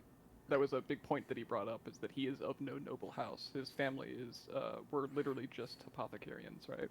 Gotcha. They just ran a small business. Because Lauren took very negative connotations from Tierney to begin with, because he was considering himself to be a noble. As if all high elves are noble. They certainly feel like they're better than you. They're not. They're not. And if only Lauren's ego was that big. Well, the journey to the next place is probably twice as far as the journey we just took. Maybe 3 times. So we need a dragon or 2 dragons to chase us. I hope not. Pull him down here. We'll that just poor lasso boat. him to the boat. Have him pull us there. Yeah, it's like a carrot. Mm-hmm. Just like the opposite direction. By the way, the rate we were going, 50 to 60 knots, I don't think I was impressing it on people. That's like a battleship goes like 30 in the actual Yeah. little world Yes. that we Like live hitting in. No, speedboat, it's- yeah. Significant, Yeah, we were like on like a speedboat, you know? significantly boat- faster. Yeah. Go ahead, sorry. Yeah, Magic boat. but the boat is enormous, right? Creaking and moaning is exactly what would happen. It doesn't matter, but part of Tierney's backstory is that he spent a year in the Pirate Isles, so he knows a lot about boat shit. Why would that not matter? It doesn't matter that I'm like divulging a part of my story that I haven't divulged in character. Oh, I see. He mentioned that he's familiar with the Pirate's Isle, but He I said guess it to that- somebody. I don't think he said it to everybody. I think he said it offhandedly. I said it when I was presenting the plan, but I didn't say it Yeah. super strongly, so. Got it. Yeah, I think that Alan just was really tired when she came up, so she was just like, "Yeah, cool, we're going fast. All right, sounds good." Yeah. We're getting there quicker. Is that a problem? I don't understand. I'm just happy the Baron's dead, out of character. I wanted to know what he had to say. I wanted to see Barrick's message in the boat. I'm missing so much right now. This did shoot down one of my theories, though. That What's that? That Barrick and the Baron were the same person. oh, interesting. I did think that when you gave me the clothes. I had That was already the first suspected it, version and to it. then he found the clothes, and I was like, oh, that seems like he's just one of the. He's a very hands-on puppet master, you know. I've suspected it since Barrick is just so incredibly careless is what I would say. He's so careless, and like he he's fucking untouchable is how he acts, you know. And so I thought he was some kind of otherworldly force that was guiding us. Should have tried to kill him too. You know, if he would have displayed any defensive action at all, I think Grant would have killed him. But he didn't. He just, here's my knack, go for it. Yeah, yeah. Grid's not into that. No. Not everybody is a combatant in this world. Yeah. Although, Barrett does seem like he would be. He comes off, at least, like he has seen his fair shares of scrapes. He's rattled the saber a few times. Well, that's what I remember the first time, is that the first time he and Gren butted heads, he reached for his saber. You're right. Yes. That's right, in the bar. Well, To circle back around, my initial theory was the fact that it was clothes of rail, and that was like part of that subplot, and then Tierney immediately dissuaded that from Lauren's perspective, so he was like, I guess it was the Baron, of course, this man I haven't met. You know more than I do. I think Mike wants to eat. that's exactly right. I would like to go eat, so I am going to conclude this, and feel free to hang out as long as you guys want, but I'm going to go eat. I will see everybody next week. Thank you for the amazing session. I'm going to sleep. Good night, guys. Good night. Good night. Everybody. Later. Later, everybody.